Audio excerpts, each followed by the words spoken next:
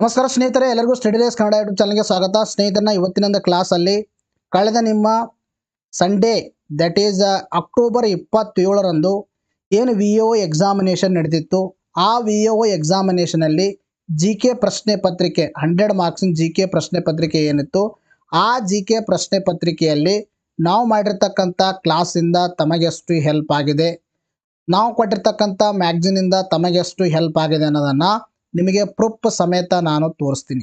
ಸುಮಾರು ಜನ ಹೇಳ್ತಾ ಇದ್ರು, ಸರ್ ಪೇಪರು ಭಾಳ ಟಫ್ ಇತ್ತು, ಭಾಳ ಕಷ್ಟ ಇತ್ತು ಅಂತ ಹೇಳ್ತಾ ಇದ್ರು. ಸೊ ಅದು ಏನಂದರೆ ಕಷ್ಟ ಮತ್ತು ಈಜಿ ಡಿಪೆಂಡಿಂಗ್ ಅಪಾನ್ ದೇರ್ ಪ್ರಿಪರೇಷನು.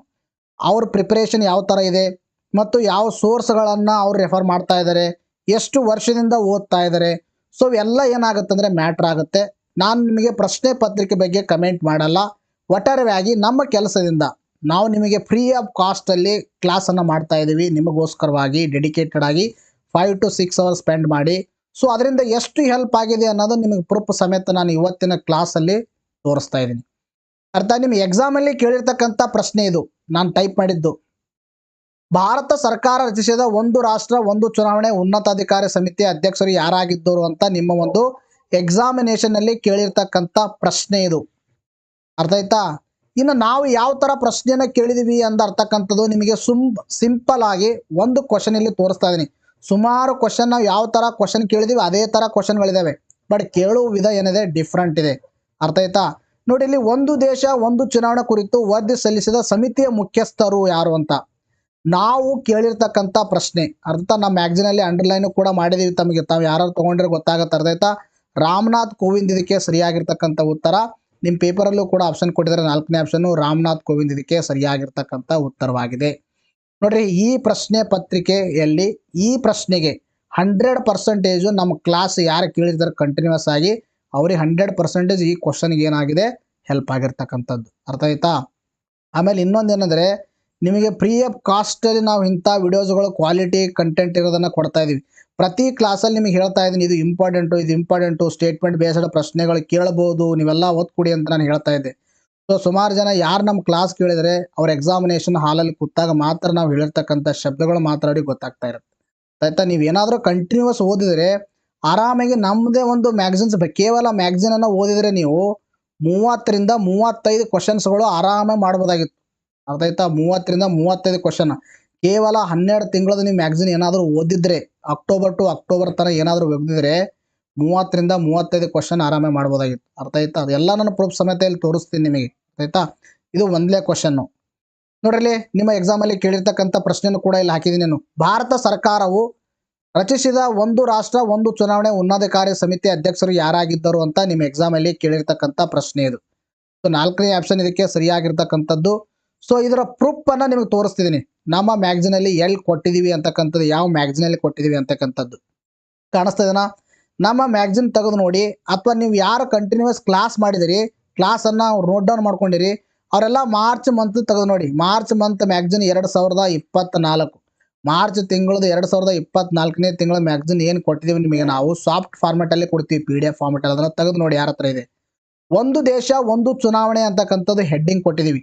ಅಲ್ಲಿ ಕೆಳಗಡೆ ಬರೆದಿದೆ ನೋಡಿ, ನಮ್ಮ ಮ್ಯಾಗ್ಝಿನಲ್ಲಿ ಒಂದು ದೇಶ ಒಂದು ಚುನಾವಣೆ ಕುರಿತು ವರದಿ ಸಲ್ಲಿಸಲು ಸ್ಥಾಪಿಸಲಾಗಿದ್ದ ಮಾಜಿ ರಾಷ್ಟ್ರಪತಿ ದಟ್ ಇಸ್ ರಾಮನಾಥ್ ಕೋವಿಂದ್ ಅವರ ನೇತೃತ್ವದ ಸಮಿತಿ ವರದಿಯನ್ನು ರಾಷ್ಟ್ರಪತಿಗೆ ಸಲ್ಲಿಸಿದೆ. ಕಾಣಿಸ್ತಾ ಇದೆನಾ? ಇದು ಸಲ್ಲಿಕೆಯಾಗಿರ್ತಕ್ಕಂಥ ಸಂದರ್ಭದಲ್ಲಿ ಮಾಡಿರ್ತಕ್ಕಂಥ ನ್ಯೂಸು 100% ಏನಾಗಿದೆ ಹೆಲ್ಪ್ ಆಗಿರ್ತಕ್ಕಂಥದ್ದು. ಮಾರ್ಚ್ ಮಂತ್ ಮ್ಯಾಗ್ಝಿನ್ 2024 ಓಪನ್ ಮಾಡಿ ನೋಡಿ. ಅರ್ಥ ಆಯ್ತಾ? ಎಸ್. ನೆಕ್ಸ್ಟ್ ನೋಡಿ, ನೆಕ್ಸ್ಟ್ ಪ್ರಶ್ನೆ ನಿಮಗೆ ಪ್ರೀವಿಯಸ್ ಕ್ಲಾಸಲ್ಲೂ ಕೂಡ ನಾನು ಹೇಳಿದೆ, SI ಎಕ್ಸಾಮಿನೇಷನಲ್ಲೂ ಕೂಡ ಪ್ರಶ್ನೆ ಕೇಳಿದರು ಕ್ವಾಡ್ ಬಗ್ಗೆ. ಈಗ ಎದ್ರ ಮೇಲೆ ಕೇಳಿದರೆ ಮತ್ತೆ VO ಎಕ್ಸಾಮಿನೇಷನಲ್ಲೂ ಕೂಡ ಕೇಳಿದರೆ, ಬಟ್ ಕೇಳುವ ವ್ಯತ್ಯಾಸ ಇದೆ ಅಷ್ಟೇ. ಏನು ಕೇಳಿದ್ರೆ ಅಂದರೆ quadrilateral security dialogue that is ಕ್ವಾಡ್ನ ಸದಸ್ಯ ರಾಷ್ಟ್ರಗಳು ಯಾವುವು ಅಂತ ಪ್ರಶ್ನೆ ಕೇಳಿದ್ದಾರೆ. ಅದಕ್ಕೆ ಸರಿಯಾಗಿರ್ತಕ್ಕಂಥ ಉತ್ತರ ಏನು ಸರಿ, ಬಿನು ಸರಿ, ಸಿನು ಸರಿ, ಡಿನು ಸರಿ. ಇದಕ್ಕೆ 4ನೇ option ABCD is the right answer. ಇದು ನಾವು ಯಾವಾಗ ಮಾಡಿದ್ದೀವಿ ಅಂತಕ್ಕಂಥದ್ದು ನಿಮಗೆ ತೋರಿಸ್ತಾ ಇದ್ದೀನಿ. It is also purely current affairs. ಮೊದಲನೇ ಕ್ವಶನ್ನು ಕೂಡ ಪ್ಯೂರ್ಲಿ ಕರೆಂಟ್ ಅಫೇರ್ಸು, 2ನೇ ಕ್ವಶನ್ನು ಕೂಡ ಪ್ಯೂರ್ಲಿ ಕರೆಂಟ್ ಅಫೇರ್ಸು. ಅದರದ್ದು ಪ್ರೂಫನ್ನು ಇಲ್ಲಿ ನಿಮಗೆ ತೋರಿಸ್ತಾ ಇದ್ದೀನಿ. ಪ್ರೂಫ್ ಬೇಕಂದರೆ September month magazine 2024, September month magazine 2024 ತೆಗೆದು ನೋಡಿ.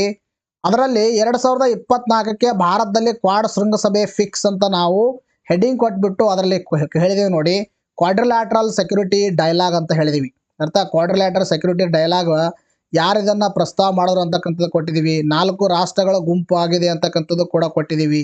ಅರ್ಥ ಆಯ್ತಾ? ಯಾವ್ಯಾವ ಅಂತಕ್ಕಂಥದ್ದು ಕೊಟ್ಟಿದ್ದೀವಿ, ಕಾಣಿಸ್ತಾ ಇದನ್ನ, ಭಾರತ, ಜಪಾನ್, USA, ಆಸ್ಟ್ರೇಲಿಯಾ. ಅರ್ಥ ಆಯ್ತಾ? ಸೇಮ್ ಅವರು ಕೂಡ ಅದೇ ಆರ್ಡರ್ದಲ್ಲಿ ಕೊಟ್ಟಿದ್ದಾರೆ, ಜಸ್ಟ್ ಇದು ಮೇಲ್ಗಡೆ ಕೆಳಗಡೆ ಕೊಟ್ಟಿದ್ದಾರೆ. ಅರ್ಥ ಆಯ್ತಾ? ನೋಡಿದಕ್ಕೆ ಏನಾಗಿದೆ, ಈ ಕ್ವಶನ್ಗೂ ಕೂಡ 100% ನಾವು ಮಾಡಿರ್ತಕ್ಕಂಥ ಅನಾಲೈಸಿಸ್ ಇಂದ ಮತ್ತು ನಾವು ಕೊಟ್ಟಿರ್ತಕ್ಕಂಥ ಮ್ಯಾಗ್ಝಿನ್ ಇಂದ ತಮಗೆ ಹೆಲ್ಪ್ ಆಗಿದೆ. ಅರ್ಥ ಆಯ್ತಾ? ಇವು ಹಿಂಗೆ ತಿಳ್ಕೊಬೇಡಿ, ಕೇವಲ ನಮ್ಮ ಮ್ಯಾಗ್ಝಿನಲ್ಲೇ ಕೊಟ್ಟಿದ್ದೀವಿ ಅಂತ ತಿಳ್ಕೊಬೇಡಿ. ಪ್ರತಿ ಕ್ಲಾಸಲ್ಲೂ ಕೂಡ ನಿಮಗೆ ಎಕ್ಸ್ಪ್ಲೇನ್ ಮಾಡಿದ್ದೀವಿ, ನಾವು ಕ್ಲಾಸಲ್ಲಿ ಎಕ್ಸ್ಪ್ಲೇನ್ ಮಾಡಿದ್ದೀವಿ ಮತ್ತು ನಮ್ಮ ಮ್ಯಾಗ್ಝಿನಲ್ಲಿ ಕೂಡ ಇನ್ ಡೆಪ್ತ್ ಆಗಿ ಮತ್ತು MCQs ಅಲ್ಲೂ ಇವೆಲ್ಲ ಕ್ವಶನ್ಸ್ಗಳು ಕವರ್ ಆಗಿದ್ದಾವೆ. ಸುಮಾರು ಕ್ವಶನ್ಸು ನಾವು ಯಾವ ಥರ ಡೈರೆಕ್ಟಾಗಿ ಕ್ವಶನ್ ಕೇಳಿದ್ದೀವಿ ಕ್ಲಾಸಲ್ಲಿ, ಅದೇ ಥರ ಡೈರೆಕ್ಟ್ ಕ್ವಶನ್ಸ್ಗಳು ಅವ್ರು ಕೇಳಿದ್ದಾರೆ. ಮತ್ತು ಮ್ಯಾಗ್ಝಿನಲ್ಲೂ ಕೂಡ ಇದಾವೆ ನಿಮಗೆ ಪ್ರಾಕ್ಟೀಸ್ ಕ್ವಶನ್ಸ್ಗಳು. ಯಾರ ಹತ್ರ ಮ್ಯಾಗ್ಝಿನ್ ಇದಾವೆ ಸ್ವಲ್ಪ ಓಪನ್ ಮಾಡಿ ನೋಡಿ. ಅರ್ಥ ಆಯ್ತಾ? ಇನ್ನು ಯಾರ ಹತ್ರ ಇಲ್ಲ ಅಂದರೆ ನೀವು ತಗೋಬೇಕು ಮುಂದಿನ ಎಕ್ಸಾಮಿನೇಷನ್ಗೋಸ್ಕರ. ನೋಡಿ, ನೆಕ್ಸ್ಟ್ ಕ್ವಶನ್ ಕೇಳಿದ್ರೆ 2023ರಲ್ಲಿ ವೈದ್ಯಕೀಯ ಮತ್ತು ಶರೀರ ಕ್ರಿಯಾ ಶಾಸ್ತ್ರದ ಕ್ಷೇತ್ರದಲ್ಲಿ ದಟ್ ಈಸ್ COVID-19ಗೆ ಪರಿಣಾಮಕಾರಿಯಾಗಿ mRNA ವ್ಯಾಕ್ಸಿನ್ ಅಭಿವೃದ್ಧಿಪಡಿಸಿ ನೊಬೆಲ್ ಪಾರಿತೋಷಕವನ್ನು ಪಡೆದವರು ಯಾರು ಅಂತ ಪ್ರಶ್ನೆಯನ್ನು ಕೇಳಿದ್ದಾರೆ. ಇನ್ ಡೈರೆಕ್ಟ್ ಆಗಿ 2023ನೇ ಸಾಲಿನ ವೈದ್ಯಕೀಯ ವಿಭಾಗದ ನೊಬೆಲ್ ಪ್ರಶಸ್ತಿ ಯಾರು ಪಡೆದುಕೊಂಡಿದ್ದಾರೆ ಅಂತ ಪ್ರಶ್ನೆ ಕೇಳಿದ್ದಾರೆ. ಅದಕ್ಕೆ ಸರಿಯಾಗಿರ್ತಕ್ಕಂಥ ಉತ್ತರ ದಟ್ ಈಸ್ ಮೊದಲನೇ ಆಪ್ಷನ್ ಕಾರಿಕೋ ಮತ್ತು ವೈಸ್ಮನ್ ಇದಕ್ಕೆ ಸರಿಯಾಗಿರ್ತಕ್ಕಂಥ ಉತ್ತರವಾಗಿದೆ. ನೋಡ್ರಿ, ಇದನ್ನು ಕೂಡ ಬಹಳ ಇಂಪಾರ್ಟೆಂಟ್ ಆಗಿರ್ತಕ್ಕಂಥ ಪ್ರಶ್ನೆ ಮತ್ತು ನಾವು ಕ್ಲಾಸಲ್ಲೂ ಕೂಡ ಮಾಡಿದ್ದೀವಿ, ಮ್ಯಾಗ್ಝಿನಲ್ಲೂ ಕೂಡ ಮಾಡಿದ್ದೀವಿ. ಇದನ್ನು ಕೂಡ ಪ್ಯೂರ್ಲಿ ಕರೆಂಟ್ ಅಫೇರ್ಸ್. ನಾನು ನಿಮಗೆ ಹೇಳ್ತಿದ್ದೆ, ಕಂಟಿನ್ಯೂಸ್ ಆಗಿ ನೀವು ಏನಾದರೂ VAO ಎಕ್ಸಾಮಿನೇಷನ್ ಓದಬೇಕು, ಪಾಸ್ ಆಗಬೇಕಂದ್ರೆ ಸುಮಾರು 1.5 ವರ್ಷದ ಕರೆಂಟ್ ಅಫೇರ್ಸ್ ಓದ್ರೆ ನೀವು ಸೇಫ್ ಆಗಿರ್ತೀರಿ ಅಂತ ನಾನು ಹೇಳ್ತಿದ್ದೆ. ಅರ್ಥ ಆಯ್ತಾ? ಅಲ್ಲಿ ನಿಮಗೆ ಅಪ್ರಾಕ್ಸಿಮೇಟ್ಲಿ 13 to 14 ತಿಂಗಳದ ಕರೆಂಟ್ ಅಫೇರ್ಸ್ ಕೇಳಿದ್ದಾರೆ. ಅಂದರೆ ಇದು 2023 ಕೇಳಿದ್ರೆ ಅಂದರೆ 2023 ಅಕ್ಟೋಬರ್ದು ಇದು ನ್ಯೂಸು. 2023 ಅಕ್ಟೋಬರ್ದಲ್ಲಿ ಇರ್ತಕ್ಕಂಥ ನ್ಯೂಸ್ ಇದು. ಅರ್ಥ ಆಯ್ತಾ? ತೋರಿಸ್ತಾ ಇದೆ ನಿಮಗೆ ಪ್ರೂಫ್ ಎಲ್ಲಿ ಕೊಟ್ಟಿದ್ದೀವಿ ಅಂದರೆ, ನಿಮಗೆ ಪ್ರೂಫ್ ಬೇಕಂದರೆ ಅಕ್ಟೋಬರ್ ಮಂತ್ ಮ್ಯಾಗ್ಝಿನ್ 2023 ತೆಗೆದು ನೋಡಿ ನಮ್ಮದು. ಅರ್ಥ ಆಯ್ತಾ? ಅಕ್ಟೋಬರ್ ಮಂತ್ ಮ್ಯಾಗ್ಝಿನ್ನ ತೆಗೆದು ನೋಡಿ, ಅದರಲ್ಲಿ ನೋಡಿ ವೈದ್ಯಕೀಯ ವಿಭಾಗ ಅಂತ ಕೊಟ್ಟಿದ್ದೀವಿ. ನೊಬೆಲ್ ಪ್ರಶಸ್ತಿಗಳಲ್ಲಿ ಎಕ್ಸ್ಪ್ಲೇನ್ ಮಾಡ್ತಾ ನಿಮಗೆ ವೈದ್ಯಕೀಯ ವಿಭಾಗ ಅಂತ ಕೊಟ್ಟಿದ್ದೀವಿ. ಇಲ್ಲಿ ನೋಡಿ, COVID-19 ವೈರಾಣುವಿಗೆ mRNA ಲಸಿಕೆಗಳು ಅಭಿವೃದ್ಧಿ ಪಡೆಯಲಿ ಮಹತ್ವದ ಕೊಡುಗೆ ನೀಡಿದ ಹಂಗೇರಿಯ ಮೂಲದ ಅಮೆರಿಕನ್ ಬಯೋಕೆಮಿಸ್ಟ್ ಡಾಕ್ಟರ್ ಕಾಟಲಿನ್ ಕಾರಿಕೋ, ಕಾಣಿಸ್ತಾ ಇದೆ ಕಾರಿಕೋ, ಮತ್ತು ಡಾಕ್ಟರ್ ವೈಸ್ಮನ್ ಅವರಿಗೆ 2023ನೇ ಸಾಲಿನ ವೈದ್ಯಶಾಸ್ತ್ರ ನೊಬೆಲ್ ಪ್ರಶಸ್ತಿ ಘೋಷಿಸಲಾಗಿದೆ. ಅರ್ಥಾತ್ ಎದಕ್ಕೆ mRNA ಅವರು ಅದನ್ನು ಕೂಡ ಕೊಟ್ಟಿದ್ದಾರೆ ಕ್ಷೇತ್ರ mRNA ಅಂತಕ್ಕಂಥದ್ದು. ಅವ್ರ ಹೆಸರಿದೆ, mRNA ಇದೆ. ಆಮೇಲೆ ನಾವು ಎಕ್ಸ್ಪ್ಲೇನ್ ಏನು ಮಾಡಿದೆ ಅಂದರೆ mRNA ಅಂದ್ರೆ ಏನು ಅಂತಕ್ಕಂಥದ್ದು ಕೂಡ ಎಕ್ಸ್ಪ್ಲೇನನ್ನು ಮಾಡಿದ್ದೀವಿ ಮ್ಯಾಗ್ಝಿನಲ್ಲಿ. ಅರ್ಥ ಆಯ್ತಾ? ನಾನು ಇಲ್ಲಿ ಏನು ಮಾಡಿದ್ದೀನಿ ಅಂದರೆ ನಿಮಗೆ ಸ್ನಿಪೆಟನ್ನು ತೊಗೊಂಡಿದ್ದೀನಿ, ಎಲ್ಲೆಲ್ಲೂ ಯಾವ್ಯಾವ ತಿಂಗಳದ ಮ್ಯಾಗ್ಝಿನಲ್ಲಿ ಕವರ್ ಆಗಿದೆ ಅಂತಕ್ಕಂಥ ನಿಮಗೆ ಪ್ರೂಫ್ ತೋರಿಸೋಕ್ಕೋಸ್ಕರ. ಇನ್ ಡೆಪ್ತ್ ಇನ್ಫಾರ್ಮೇಷನ್ ಇದೆ ನಮ್ಮ ಮ್ಯಾಗ್ಝಿನಲ್ಲಿ. ಅರ್ಥ ಆಯ್ತಾ? ಇದಕ್ಕೂ ಕೂಡ 100% ಹೆಲ್ಪ್ ಆಗಿರ್ತಕ್ಕಂಥದ್ದು. ಯಾರು ನೀವು ಕ್ಲಾಸ್ ಕೇಳಿದ್ರಿ, ಯಾರ ಮ್ಯಾಗ್ಝಿನ್ಗಳು ಹೋದ್ರಿ, ಇದು ಆರಾಮಾಗಿ ನೀವೇನು ಮಾಡ್ಬೋದಾಗಿತ್ತು, ಅಟೆಂಡನ್ನು ಮಾಡ್ಬೋದಾಗಿತ್ತು. ನೋಡಿ, ನಿಮಗೆ ಒಂದು ಫ್ಯಾಕ್ಟ್ ಹೇಳ್ತೀನಿ ನಿಮಗೆ. ಏನಂದರೆ ನಾನು ರಿಯಾಲಿಟಿ ಹೇಳ್ತಾ ಇದ್ದೀನಿ. ಏನು ಹೇಳ್ತಾ ಇದ್ದೀನಿ ಅಂದರೆ, ಸುಮಾರು 5 ರಿಂದ 10 ಪುಸ್ತಕಗಳನ್ನು ಓದಿ ನಿಮಗೆ 20 ಮಾರ್ಕ್ಸ್ ತೆಗಿಯೋಕ್ಕಾಗಲ್ಲ ಕೆಲವೊಂದು ಬಾರಿ. ಅರ್ಥ ಆಯ್ತಾ? ಇತಿಹಾಸ ಓದಬೇಕಾದ್ರೆ 3 4 ಪುಸ್ತಕಗಳು ಓದಿ ನಿಮಗೆ 5 ರಿಂದ 6 ಕ್ವಶನ್ ಅಟೆಂಡ್ ಮಾಡಬೇಕಾಗತ್ತೆ ನೀವು. ಬಟ್ ನೀವು ಕರೆಂಟ್ ಅಫೇರ್ಸು ಕೇವಲ ಒಂದು 15 ತಿಂಗಳದು, ಅದಾಯ್ತಾ, 1.5 ವರ್ಷದ ಓದಿದರೆ 30 ರಿಂದ 35 ಕ್ವಶನ್ಸ್ಗಳು ನೀವು ಆರಾಮಾಗಿ ಅಟೆಂಡ್ ಮಾಡ್ಬೋದಾಗಿತ್ತು. ಕೇವಲ 1 ವರ್ಷದ ಓದಿದ್ರೂ ಕೂಡ ನೀವು 25ಕ್ಕಿಂತ ಮ್ಯಾಲೆ ಕ್ವಶನನ್ನು ಅಟೆಂಡ್ ಮಾಡ್ಬೋದಾಗಿತ್ತು. ಅರ್ಥ ಆಯ್ತಾ? ಸುಮಾರು ಜನ ಏನು ಮಾಡಿದ್ದಾರೆ ಅಂದರೆ ಬಿಟ್ಟು ಬಂದಿದ್ದಾರೆ. ಮತ್ತು ಕೆಲವರು ನಮ್ಮ ಯಾರು ಕ್ಲಾಸ್ ಕೇಳಿದರೆ ಅವರು ಪ್ರಾಮಾಣಿಕವಾಗಿ ನಮಗೆ ಟೆಕ್ಸ್ಟ್ ಕೂಡ ಮಾಡಿದ್ದಾರೆ ಮತ್ತು ಇಲ್ಲಿಂದ ಕ್ವಶನ್ ಬಂದಿದೆ ಅಂತ ಅವರೇ ಕಳಿಸಿದಾರೆ ಇವಲ್ಲ. ಅರ್ಥ ಆಯ್ತಾ? ಅದನ್ನೇ ನಿಮಗೆ ಪ್ರೂಫ್ ಸಮೇತ ನಾನು ತೋರಿಸ್ತಾ ಇದ್ದೀನಿ ಇಲ್ಲಿ. ನೋಡ್ರಿ, ಪ್ಯಾರಿಸ್ ಒಲಿಂಪಿಕ್ಸ್ 2024 ಸಮಾರೋಪ ಸಮಾರಂಭದಲ್ಲಿ ಭಾರತ ಧ್ವಜವನ್ನು ಹಿಡಿದವರು ಯಾರು ಅಂತ ಪ್ರಶ್ನೆ ಕೇಳಿದ್ದಾರೆ. ನೋಡ್ರಿ, ಇಲ್ಲಿ ಕನ್ಫ್ಯೂಸ್ ಆಗಬಾರ್ದು ನೀವು, ಸಮಾರೋಪ ಅಂತ ಕೇಳಿದ್ದಾರೆ. So they are not asking the opening ceremony ಅಂತ ಕೇಳಿಲ್ಲ ಅವರು. ದೇ ಆರ್ ಆಸ್ಕ್ ಕ್ಲೋಸಿಂಗ್ ಸೆರೆಮನಿಯಲ್ಲಿ ಭಾರತ ಧ್ವಜಧಾರಿ ಆದವರು ಯಾರು ಅಂತ ಕೇಳಿದ್ದಾರೆ. ಅದಕ್ಕೆ ಸರಿಯಾಗಿರ್ತಕ್ಕಂಥ ಉತ್ತರ ಮನು ಭಾಕರ್ ಮತ್ತು PR ಶ್ರೀಜೇಶ್. ನೋಡಿ, ನೀವು ಕಂಟಿನ್ಯೂಸ್ ಕ್ಲಾಸ್ ನೋಡಿ ಕೇಳಿದರೆ ಅಥವಾ ನಮ್ಮ ಮ್ಯಾಗ್ಝಿನನ್ನು ನೀವು ಏನಾದರೂ ತೊಗೊಂಡಿದ್ರೆ ಸೇಮ್ ಕ್ವಶನ್ ಕೇಳಿದೀವಿ ನಾವು ಕೂಡ. ಅರ್ಥ ಆಯ್ತಾ? ಸೇಮ್ ಕ್ವಶನ್ ಕೇಳಿದ್ವಿ. ನಿಮಗೆ ಇಲ್ಲಿ ಕ್ವಶನ್ ಹಾಕಿಲ್ಲ, ನಾನು ಕೇವಲ ಕಂಟೆಂಟ್ಸ್ಗಳನ್ನು ಹಾಕಿದ್ದೀನಿ ಎಲ್ಲೆಲ್ಲಿ ಕೊಟ್ಟಿದ್ದೀವಿ ಅಂತಕ್ಕಂಥದ್ದು. ಇದನ್ನು ಕೂಡ ಪ್ಯೂರ್ಲಿ ಕರೆಂಟ್ ಅಫೇರ್ಸ್. ಇದಕ್ಕೆ ಎಷ್ಟು ಹೆಲ್ಪ್ ಆಗಿದೆ ಅಂತಕ್ಕಂಥದ್ದು ಪ್ರೂಫ್ ಸಮೇತ ನಿಮಗೆ ತೋರಿಸ್ತಾ ಇದೆ ನೋಡಿ. ಪ್ರೂಫ್ ಬೇಕಂದರೆ ಆಗಸ್ಟ್ ಮಂತ್ ಮ್ಯಾಗ್ಝಿನ್ 2024ನೇ ಸಾಲಿನ ಆಗಸ್ಟ್ ಮಂತ್ ಮ್ಯಾಗ್ಝಿನನ್ನು ತೆಗೆದು ನೋಡಿ. ಪ್ಯಾರಿಸ್ ಒಲಿಂಪಿಕ್ಸ್ ಅಂತಕ್ಕಂಥದ್ದು, ಅರ್ಥ ಆಯ್ತಾ? ಪ್ಯಾರಿಸ್ ಒಲಿಂಪಿಕ್ಸ್ ಅದು 2024 ಅಂತ ಕೊಟ್ಟಿದ್ದೀವಿ. ಸೊ ಅದರಲ್ಲಿ ಈ ಎಲ್ಲ ಎಲ್ಲಿ ನಡೆಯಿತು ಅಂತಕ್ಕಂಥದ್ದು ಕೊಟ್ಟಿದ್ದೀವಿ. ಉದ್ಘಾಟನಾ ಸಮಾರಂಭವು ಜುಲೈಯಲ್ಲಿ ನಡೀತು ಅಂತಕ್ಕಂಥದ್ದು. ಇದು ಒಲಿಂಪಿಕ್ಸ್ನ ಇತಿಹಾಸದಲ್ಲಿ ಇದು ಕ್ರೀಡಾಂಗಣ ಹೊರಗೆ ನಡೆದ ಮೊದಲ ಉದ್ಘಾಟನಾ ಸಮಾರಂಭ. ಎಲ್ಲ ಫ್ಯಾಕ್ಚುಯಲ್ ಇನ್ಫಾರ್ಮೇಷನ್ ಇಲ್ಲಿ ಕೊಟ್ಟಿದ್ದೀವಿ. ಇಲ್ಲಿ ಕಾಣಿಸ್ತಾ ಇದೆನಾ, ಅವಳಿ ಕಂಚು ವಿಜೇತೆ ಮನು ಭಾಕರ್ ಮತ್ತು ಸತತ 2ನೇ ಕಂಚು ವಿಜೇತ ಹಾಕಿ ತಂಡದ ಗೋಲ್ ಕೀಪರ್ PR ಶ್ರೀಜೇಶ್ ಸಮಾರೋಪ ಸಮಾರಂಭದ ಕ್ರೀಡಾಪಟುಗಳ ಪಥಸಂಚಲನದಲ್ಲಿ ಧ್ವಜಧಾರಿಯಾಗಿ ಭಾರತ ತಂಡವನ್ನು ಮುನ್ನಡೆಸಿದರು. ಅರ್ಥ ಕ್ಲಿಯರ್ ಆಗಿ ಕೊಟ್ಟಿರ್ತಕ್ಕಂಥದ್ದು 100% ನಿಮಗೆ ಏನಾಗಿದೆ ಈ ಕ್ವಶನ್ಗೂ ಕೂಡ ಹೆಲ್ಪ್ ಆಗಿರ್ತಕ್ಕಂಥದ್ದು. This is also purely current affairs question. ನೀವು ಕರೆಂಟ್ ಅಫೇರ್ಸ್ ಓದಿಲ್ಲ ಅಂದರೆ ಅಟೆಂಡೇ ಮಾಡೋಕ್ಕಾಗಲ್ಲ ನಿಮ್ಮ ಕೈಲಿ. ಅರ್ಥದ ಅದಕ್ಕೆ ನಾನು ಪ್ಯೂರ್ಲಿ ಕರೆಂಟ್ ಅಫೇರ್ಸ್ ಅಂತ ಹೇಳ್ತಾ ಇದ್ದೀನಿ. ನೋಡಿರಿ ಇಷ್ಟೊಂದು ಕ್ವಶನ್ಸ್ಗಳು ನಿಮಗೆ ಹೆಲ್ಪ್ ಆಗಿದೆ ಅಂದರೆ ನೀವೇ ಕೌಂಟರ್ ಮಾಡಿ. ಅರ್ಥ ಸುಮಾರು 25ರಿಂದ 30 ಕ್ವಶನ್ಗಳು ನನಗೆ ಸಿಕ್ಕಿದೆ. ನಾನು ಹುಡುಕುದು ಹೇಳ್ತಾ ಇದ್ದೀನಿ. ಅರ್ಥ ಆಯ್ತಾ? ನಿಮಗೆ ನನಗೆ ಸಿಕ್ಕಿಲ್ಲ ಇನ್ನೂ ಮ್ಯಾಗ್ಝಿನ್ಗಳು. ನನ್ನ ಮ್ಯಾಗ್ಝಿನ್ ನಾನೇ ನೋಡಿಲ್ಲ ಇನ್ನೂ. ಎಲ್ಲ ನಿಮ್ಮ ಫ್ರೆಂಡ್ಸ್ಗಳು ಸ್ಕ್ರೀನ್ಶಾಟ್ ಕಳಿಸಿದರೆ ಅದನ್ನು ನಾನು ನಿಮಗೆ ಇಲ್ಲಿ ಇನ್ಸರ್ಟ್ ಮಾಡಿ ಹೇಳ್ತಾ ಇದ್ದೀನಿ. ಅರ್ಥ ಆಯ್ತಾ? ನೋಡಿ, ಯಾರು ನೀವು ಇನ್ನೂ ನಮ್ಮ ಮ್ಯಾಗ್ಝಿನ್ಸ್ಗಳನ್ನು ತೊಗೊಂಡಿಲ್ಲ, ನಿಮಗೆ ಇನ್ನು ಮೇಲಾದರೂ ವಿಶ್ವಾಸ ಬಂದರೆ, ಅರ್ಥ ಆಯ್ತಾ, ನೀವು ಏನಾದರೂ ನೋಟ್ಸ್ ಮಾಡ್ಕೊಂಡಿರಲಿಲ್ಲ ಅಂದರೆ ನೆಕ್ಸ್ಟ್ ಎಕ್ಸಾಮ್ಗೋಸ್ಕರ ನಿಮಗೆ ತೊಗೊರಿ, ಭಾಳ ಹೆಲ್ಪ್ಫುಲ್ ಆಗುತ್ತೆ. ಯಾಕಂದರೆ ನಾವು ಎಲ್ಲ ನ್ಯೂಸ್ ಪೇಪರನ್ನು ರೆಫರ್ ಮಾಡಿ ಕನ್ಸಾಲಿಡೇಟ್ ಮೆಟೀರಿಯಲ್ನ ಕೊಡ್ತಾ ಇದ್ದೀವಿ ನಿಮಗೆ. ಅರ್ಥ ಆಯ್ತಾ? ನಿಮಗೆ PSI ಎಕ್ಸಾಮಿನೇಷನ್ ಅಂತ ಕಷ್ಟ ಪೇಪರಲ್ಲೂ ಕೂಡ 30 ಕ್ವಶನ್ ಬಂದಿತ್ತು. ಸೊ ಇದರಲ್ಲೂ ಕೂಡ it is also one of the toughest examination. So many friends ಹೇಳಿದ್ದಾರೆ. ಸೊ ಇಂಥದ್ರಲ್ಲೂ ಕೂಡ ಪ್ರಶ್ನೆಯನ್ನು ಬಂದಿದ್ದೇವೆ. ನೋಡಿ, ಒಂದು ಮಂತಿಗೆ ಎಷ್ಟಾಗುತ್ತೆ? 40 ರೂಪೀಸ್ ಆಗುತ್ತೆ. 2023 ಜನವರಿಯಿಂದ ಸೆಪ್ಟೆಂಬರ್ 2024 ಬೇಕಂದರೆ 840 ಆಗುತ್ತೆ. 2024 ಜಾನ್ ಟು ಸೆಪ್ಟೆಂಬರ್ 2024 ಬೇಕಂದರೆ 360 ಆಗುತ್ತೆ. ಇನ್ನು 2022 ಜನವರಿಯಿಂದ ಸೆಪ್ಟೆಂಬರ್ 2024 ಬೇಕಂದರೆ 1320 ಆಗುತ್ತೆ. ಡಿಸ್ಕೌಂಟ್ ಆಗಿ 1220 ಸಿಗುತ್ತೆ. Either PhonePe, Google Pay, Paytm, Bhim ಮುಖಾಂತರ ಕೊಟ್ಟಿರ್ತಕ್ಕಂಥ ನಂಬರ್ಗೆ ಪೇ ಮಾಡಿ. ವಾಟ್ಸಪ್ಪಲ್ಲಿ ಪೇಮೆಂಟ್ ಮಾಡೋ ಸ್ಕ್ರೀನ್ಶಾಟ್ ಆದರೂ ಕಳಿಸಿ, ಅಥವಾ ನೀವು ನಂಬರ್ಗೆ ಸೇವ್ ಮಾಡಿಕೊಂಡು ಫೋನ್ಪೇ ಮಾಡೋಷ್ಟು ನಿಮಗೆ ಏನಾದರೂ ಲೇಟ್ ಅನ್ನಿಸಿದ್ರೆ ಈ ನಂಬರ್ಗೆ ಸ್ಕ್ಯಾನ್ ಮಾಡಿ ಪೇಮೆಂಟ್ ಮಾಡೋ ರಿಸಿಪ್ಟ್ ಕಳಿಸಿ. ನಮ್ಮ ನೋಟ್ಸ್ಗಳನ್ನು ತಮಗೆ ಸಾಫ್ಟ್ ಫಾರ್ಮ್ಯಾಟಲ್ಲಿ, ದ್ಯಾಟ್ ಇಸ್ PDF ಫಾರ್ಮ್ಯಾಟಲ್ಲಿ ಕೊಡ್ತೀವಿ. ಸೊ ನಿಮ್ಮ ಮೊಬೈಲ್ ಅದರಲ್ಲಿ ಇಟ್ಕೊಳ್ರಿ, ಅಥವಾ ನೀವು ಪ್ರಿಂಟ್ಔಟ್ ತೊಗೊಂಡು ಆರಾಮಾಗಿ ಕೂಡ ಓದ್ಕೋಬಹುದು. ಅರ್ಥ ಆಯ್ತಾ? ನೋಡಿ, ನೆಕ್ಸ್ಟ್ ಪ್ರಶ್ನೆ ಕೇಳಿದ್ರೆ, ಭಾರತವು ತನ್ನ ಪ್ರಥಮ ಬಾಹ್ಯಾಕಾಶ ದಿನವನ್ನು ಈ ಕೆಳಗಂಡ ಯಾವ ದಿನಾಂಕದಂದು ಆಚರಿಸಿತು ಅಂತ ಪ್ರಶ್ನೆಯನ್ನು ಕೇಳಿದ್ದಾರೆ. ಅದಕ್ಕೆ ಸರಿಯಾಗಿರ್ತಕ್ಕಂಥ ಉತ್ತರ ಯಾವುದಂದ್ರೆ ಆಗಸ್ಟ್ 23, 2024 ಇದಕ್ಕೆ ಸರಿಯಾಗಿರ್ತಕ್ಕಂಥ ಉತ್ತರ. ದ್ಯಾಟ್ ಈಸ್ 2ನೇ ಆಪ್ಷನ್. ನೋಡ್ರಿ, ನಾವು ಕೂಡ ಡೈರೆಕ್ಟ್ ಆಗಿ ಪ್ರಶ್ನೆಯನ್ನು ಕೇಳಿದೀನಿ. ಅರ್ಥ ಆಯ್ತಾ? ನೀವು ನಮ್ಮ ಕ್ಲಾಸನ್ನು ಕೇಳಿದ್ರೆ ಅಥವಾ ಮ್ಯಾಗ್ಝಿನನ್ನು ತೆಗೆದು ನೋಡಿ, ಡೈರೆಕ್ಟ್ ಕ್ವಶನ್ ಕೂಡ ಕೇಳಿದ್ವಿ. ಮತ್ತು ಕಂಟೆಂಟ್ ಎಲ್ಲಿ ಕೊಟ್ಟಿದ್ದೀವಿ ಅಂತಕ್ಕಂಥದ್ದು ಕೂಡ ನಿಮಗೆ ಪ್ರೂಫ್ ತೋರಿಸ್ತಾ ಇದ್ದೀನಿ. ಕಂಟೆಂಟ್ ನೋಡಿ, ನಮಗೆ ಮ್ಯಾಗ್ಝಿನ್ ಪ್ರೂಫ್ ಬೇಕಾಗಿತ್ತಂದರೆ ಆಗಸ್ಟ್ ಮಂತ್ ಮ್ಯಾಗ್ಝಿನ್ 2024 ತೆಗೆದು ನೋಡಿ. ರಾಷ್ಟ್ರೀಯ ಬಾಹ್ಯಾಕಾಶ ದಿನ ಆಗಸ್ಟ್ 23 ಕಾಣಿಸ್ತಿದೆನಾ? ರಾಷ್ಟ್ರೀಯ ಬಾಹ್ಯಾಕಾಶ ದಿನ ಆಗಸ್ಟ್ 23. ಇಲ್ಲಿ ನೋಡ್ರಿ, ಇಲ್ಲೆಲ್ಲ ಕ್ಲಿಯರ್ ಆಗಿ ಕೊಟ್ಟಿದ್ದೀನಿ ಸೆಂಟೆನ್ಸ್ ಅಲ್ಲಿ. ಭಾರತದಲ್ಲಿ ಆಗಸ್ಟ್ 23ರಂದು ಮೊದಲ ಬಾರಿಗೆ ರಾಷ್ಟ್ರೀಯ ಬಾಹ್ಯಾಕಾಶ ದಿನವನ್ನು ಆಚರಿಸಲಾಯಿತು. ಅಲ್ಲಿ ಕೂಡ ಹಂಗೆ ಕೇಳಿದ್ದಾರೆ, ಪ್ರಥಮ ಬಾರಿಗೆ ಅಂತ ಕೇಳಿದ್ದಾರೆ. ಪ್ರಥಮ ಬಾರಿಗೆ ನಿಮ್ಗೆ ಗೊತ್ತಿಲ್ಲ ಅಂದ್ರೂ ಕೂಡ ಆಗಸ್ಟ್ 23 ಅಂತ ಗೊತ್ತಿದ್ರೆ ನೀವು ಆನ್ಸರ್ಗೆ ಬರ್ಬೋದಾಗಿತ್ತು. ಇದನ್ನು ಕೂಡ ಒಂದು ಪ್ಯೂರ್ಲಿ ಕರೆಂಟ್ ಅಫೇರ್ಸ್ ಕ್ವಶನ್ನು. ಈ ಪ್ಯೂರ್ಲಿ ಕರೆಂಟ್ ಅಫೇರ್ಸ್ ಕ್ವಶನ್ಗೆ ನಮ್ಮ ಮ್ಯಾಗ್ಝಿನ್ಗಳನ್ನು ಯಾರು ರೆಫರ್ ಮಾಡಿರಿ, ಯಾರು ಕ್ಲಾಸ್ ಕೇಳಿರಿ, 100% ಏನಾಗಿದೆ ಹೆಲ್ಪ್ ಆಗಿರ್ತಕ್ಕಂಥದ್ದು. ಅರ್ಥ ಆಯ್ತಾ? ನೋಡಿ, ನಿಮಗೆ ನಾವು ಏನು ಬಯಸ್ತಾ ಇದೀವಿ ಇಷ್ಟೇ. ಈ ವಿಡಿಯೋ ನಿಮಗೆ ಇಷ್ಟ ಆದರೆ ಲೈಕ್ ಮಾಡಿ, ಶೇರ್ ಮಾಡಿ, ನಿಮ್ಮ ಫ್ರೆಂಡ್ಗಳಿಗೂ ಕೂಡ ಶೇರ್ ಮಾಡಿ. ಯಾಕಂದರೆ ಅವರಿಗೂ ಕೂಡ ಇಂಥ ಕ್ವಾಲಿಟಿ ಮತ್ತು ಕಂಟೆಂಟ್ ಇರ್ತಕ್ಕಂಥ ವಿಡಿಯೋಸ್ಗಳು ಫ್ರೀ ಆಫ್ ಕಾಸ್ಟಲ್ಲಿ ಸಿಗ್ತಾ ಇದ್ದಾವೆ. ಇಷ್ಟಾದರೂ ಕೂಡ ನೀವು ಮಾಡಲೇಬೇಕಾಗಿರ್ತಕ್ಕಂಥ ಕೆಲಸ. ಯಾಕಂದ್ರೆ ನಿಮಗೋಸ್ಕರವಾಗಿ ನಾವು ಇಷ್ಟೊಂದು ಕಷ್ಟಪಡ್ತಾ ಇದ್ದೀವಿ. ಸೊ ಅಷ್ಟು ಮಾಡೋಕ್ಕಾಗಲ್ಲ ನಿಮ್ಮ ಕೈಲಿಂದ. ಅರ್ಥ ಆಯ್ತಾ? ನೀವು ಬೇರೆ ವಿಡಿಯೋ ಶೇರ್ ಮಾಡಲಿಲ್ಲ ಅಂದರೂ ಪರವಾಗಿಲ್ಲ, ಈ ವಿಡಿಯೋ ಆದರೂ ಕೂಡ ಎಲ್ಲ ನಿಮ್ಮ ಫ್ರೆಂಡ್ಸ್ಗಳಿಗೆ ಏನು ಮಾಡಿ, ಶೇರ್ ಮಾಡಿ. ನೋಡಿ, ನೆಕ್ಸ್ಟ್ ಪ್ರಶ್ನೆ ಕೇಳಿದ್ರೆ, 2024 ಸ್ವತಂತ್ರ ದಿನಾಚರಣೆ ಸಂದರ್ಭದಲ್ಲಿ ರಾಮ್ಸರ್ ತಾಣವಾಗಿ ಹೊಸದಾಗಿ ಸೇರ್ಪಡೆ ಮಾಡಲಾಗಿರುವ ಕೆಳಗಂಡ ಸ್ಥಳಗಳನ್ನು ಪರಿಗಣಿಸಿರಿ ಅಂತ ಪ್ರಶ್ನೆಯನ್ನು ಕೇಳಿದ್ದಾರೆ. ಅದಕ್ಕೆ ಸರಿಯಾಗಿರ್ತಕ್ಕಂಥ ಉತ್ತರ ಅಂದರೆ ನೋಡ್ರಿ, ನಂಜರಾಯನ ಪಕ್ಷಿಧಾಮ ಇದು ಸರಿಯಾಗುತ್ತೆ, ಕೊಜುವೆಲ್ಲಿ ಪಕ್ಷಿಧಾಮ ಇದು ಸರಿಯಾಗುತ್ತೆ, ತವಾ ಜಲಾಶಯ ಇದು ಸರಿಯಾಗುತ್ತೆ. ಅರ್ಥ ಆಯ್ತಾ? ಅದಕ್ಕೆ ಸರಿಯಾಗಿರ್ತಕ್ಕಂಥ ಉತ್ತರ ಯಾವುದಂದ್ರೆ ದಟ್ ಈಸ್ ABD ಆಪ್ಷನ್ ಎಲ್ಲಿರುತ್ತೆ ಅದೇ ಕರೆಕ್ಟ್. ಆಯ್ತಾ? ABD ದ್ಯಾಟ್ ಈಸ್ 3ನೇ ಆಪ್ಷನ್ ಇದಕ್ಕೆ ಸರಿಯಾಗಿರ್ತಕ್ಕಂಥ ಉತ್ತರ. ಇದು ನಿಮಗೆ ಪ್ರೂಫ್ ಸಮೇತ ನಿಮಗೆ ತೋರಿಸ್ತಾ ಇದ್ದೀನಿ ನೋಡಿ. ಪ್ರೂಫ್ ಬೇಕಂದ್ರೆ ಆಗಸ್ಟ್ ಮಂತ್ ಮ್ಯಾಗ್ಝಿನ್ 2024 ತೆಗೆದು ನೋಡಿ. ಅಂದರೆ ಅವರು ಸ್ವತಂತ್ರ ದಿನಾಚರಣೆ ಅಂತ ಹೇಳಿದ್ರೆ ಅಂದರೆ ಆಗಸ್ಟ್ದಲ್ಲೇ ಇರಬೇಕಲ್ವಾ, ಆಗಸ್ಟ್ ಮಂತ್ ಮ್ಯಾಗ್ಝಿನಲ್ಲೇ ಇರಬೇಕು. ಸೊ ಅದು ತೋರಿಸ್ತಾ ಇದೆ ನೋಡಿ. 3 ಜೋಗು ಪ್ರದೇಶಗಳಿಗೆ ರಾಮ್ಸರ್ ತಾಣ ಗೌರವ ಅವರು 3 ಕೊಟ್ಟಿದ್ದಾರೆ ಇಲ್ಲಿ. ಅರ್ಥ ಆಯ್ತಾ? ಸ್ವತಂತ್ರ ದಿನಾಚರಣೆಯಲ್ಲಿ ಸೇರಿಸಿದ್ದೇ 3, ಆಗಸ್ಟ್ ತಿಂಗಳಲ್ಲಿ ಸೇರಿಸಿದ್ದೇ 3, ಅವ್ರು ಕೇಳಿದ್ದು 3 ಕೇಳಿದ್ದಾರೆ. ಅರ್ಥ ಆಯ್ತಾ? ಕಾಣಿಸ್ತಾ ಇದೆನಾ?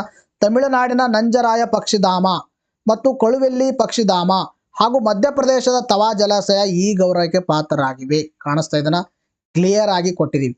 ಅವುಗಳ ಮುಖಾಂತರ 85ಕ್ಕೆ ಏರಿಕೆಯಾಗಿದೆ ಅಂತ ಆಗಸ್ಟ್ ಮಂತ್ ಮ್ಯಾಗಝಿನಲ್ಲಿ ಕ್ಲಿಯರ್ ಆಗಿ ಕೊಟ್ಟಿದ್ದೀವಿ. ಮತ್ತು ಪ್ರಸ್ತುತ ಭಾರತದಲ್ಲಿ 85 ರಾಮ್ಸರ್ ಸೈಟ್ಗಳಿದಾವೆ ಅಂತಕ್ಕಂಥದ್ದು ಇದು ಆಗಸ್ಟ್ ಮಂತ್ ತಿಂಗಳಲ್ಲಿ ಕೊಟ್ಟಿರ್ತಕ್ಕಂಥದ್ದು. ಇದನ್ನು ಕೂಡ ಪ್ಯೂರ್ಲಿ ಕರೆಂಟ್ ಅಫೇರ್ಸ್ ಕ್ವಶನ್. ಇದಕ್ಕೂ ಕೂಡ ನಮ್ಮ ಮ್ಯಾಗಝಿನ್ ಯಾರು ಓದಿರಿ 100% ಏನಾಗಿದೆ ಹೆಲ್ಪ್ ಆಗಿರ್ತಕ್ಕಂಥದ್ದು. ಅರ್ಥ ಆಯ್ತಾ?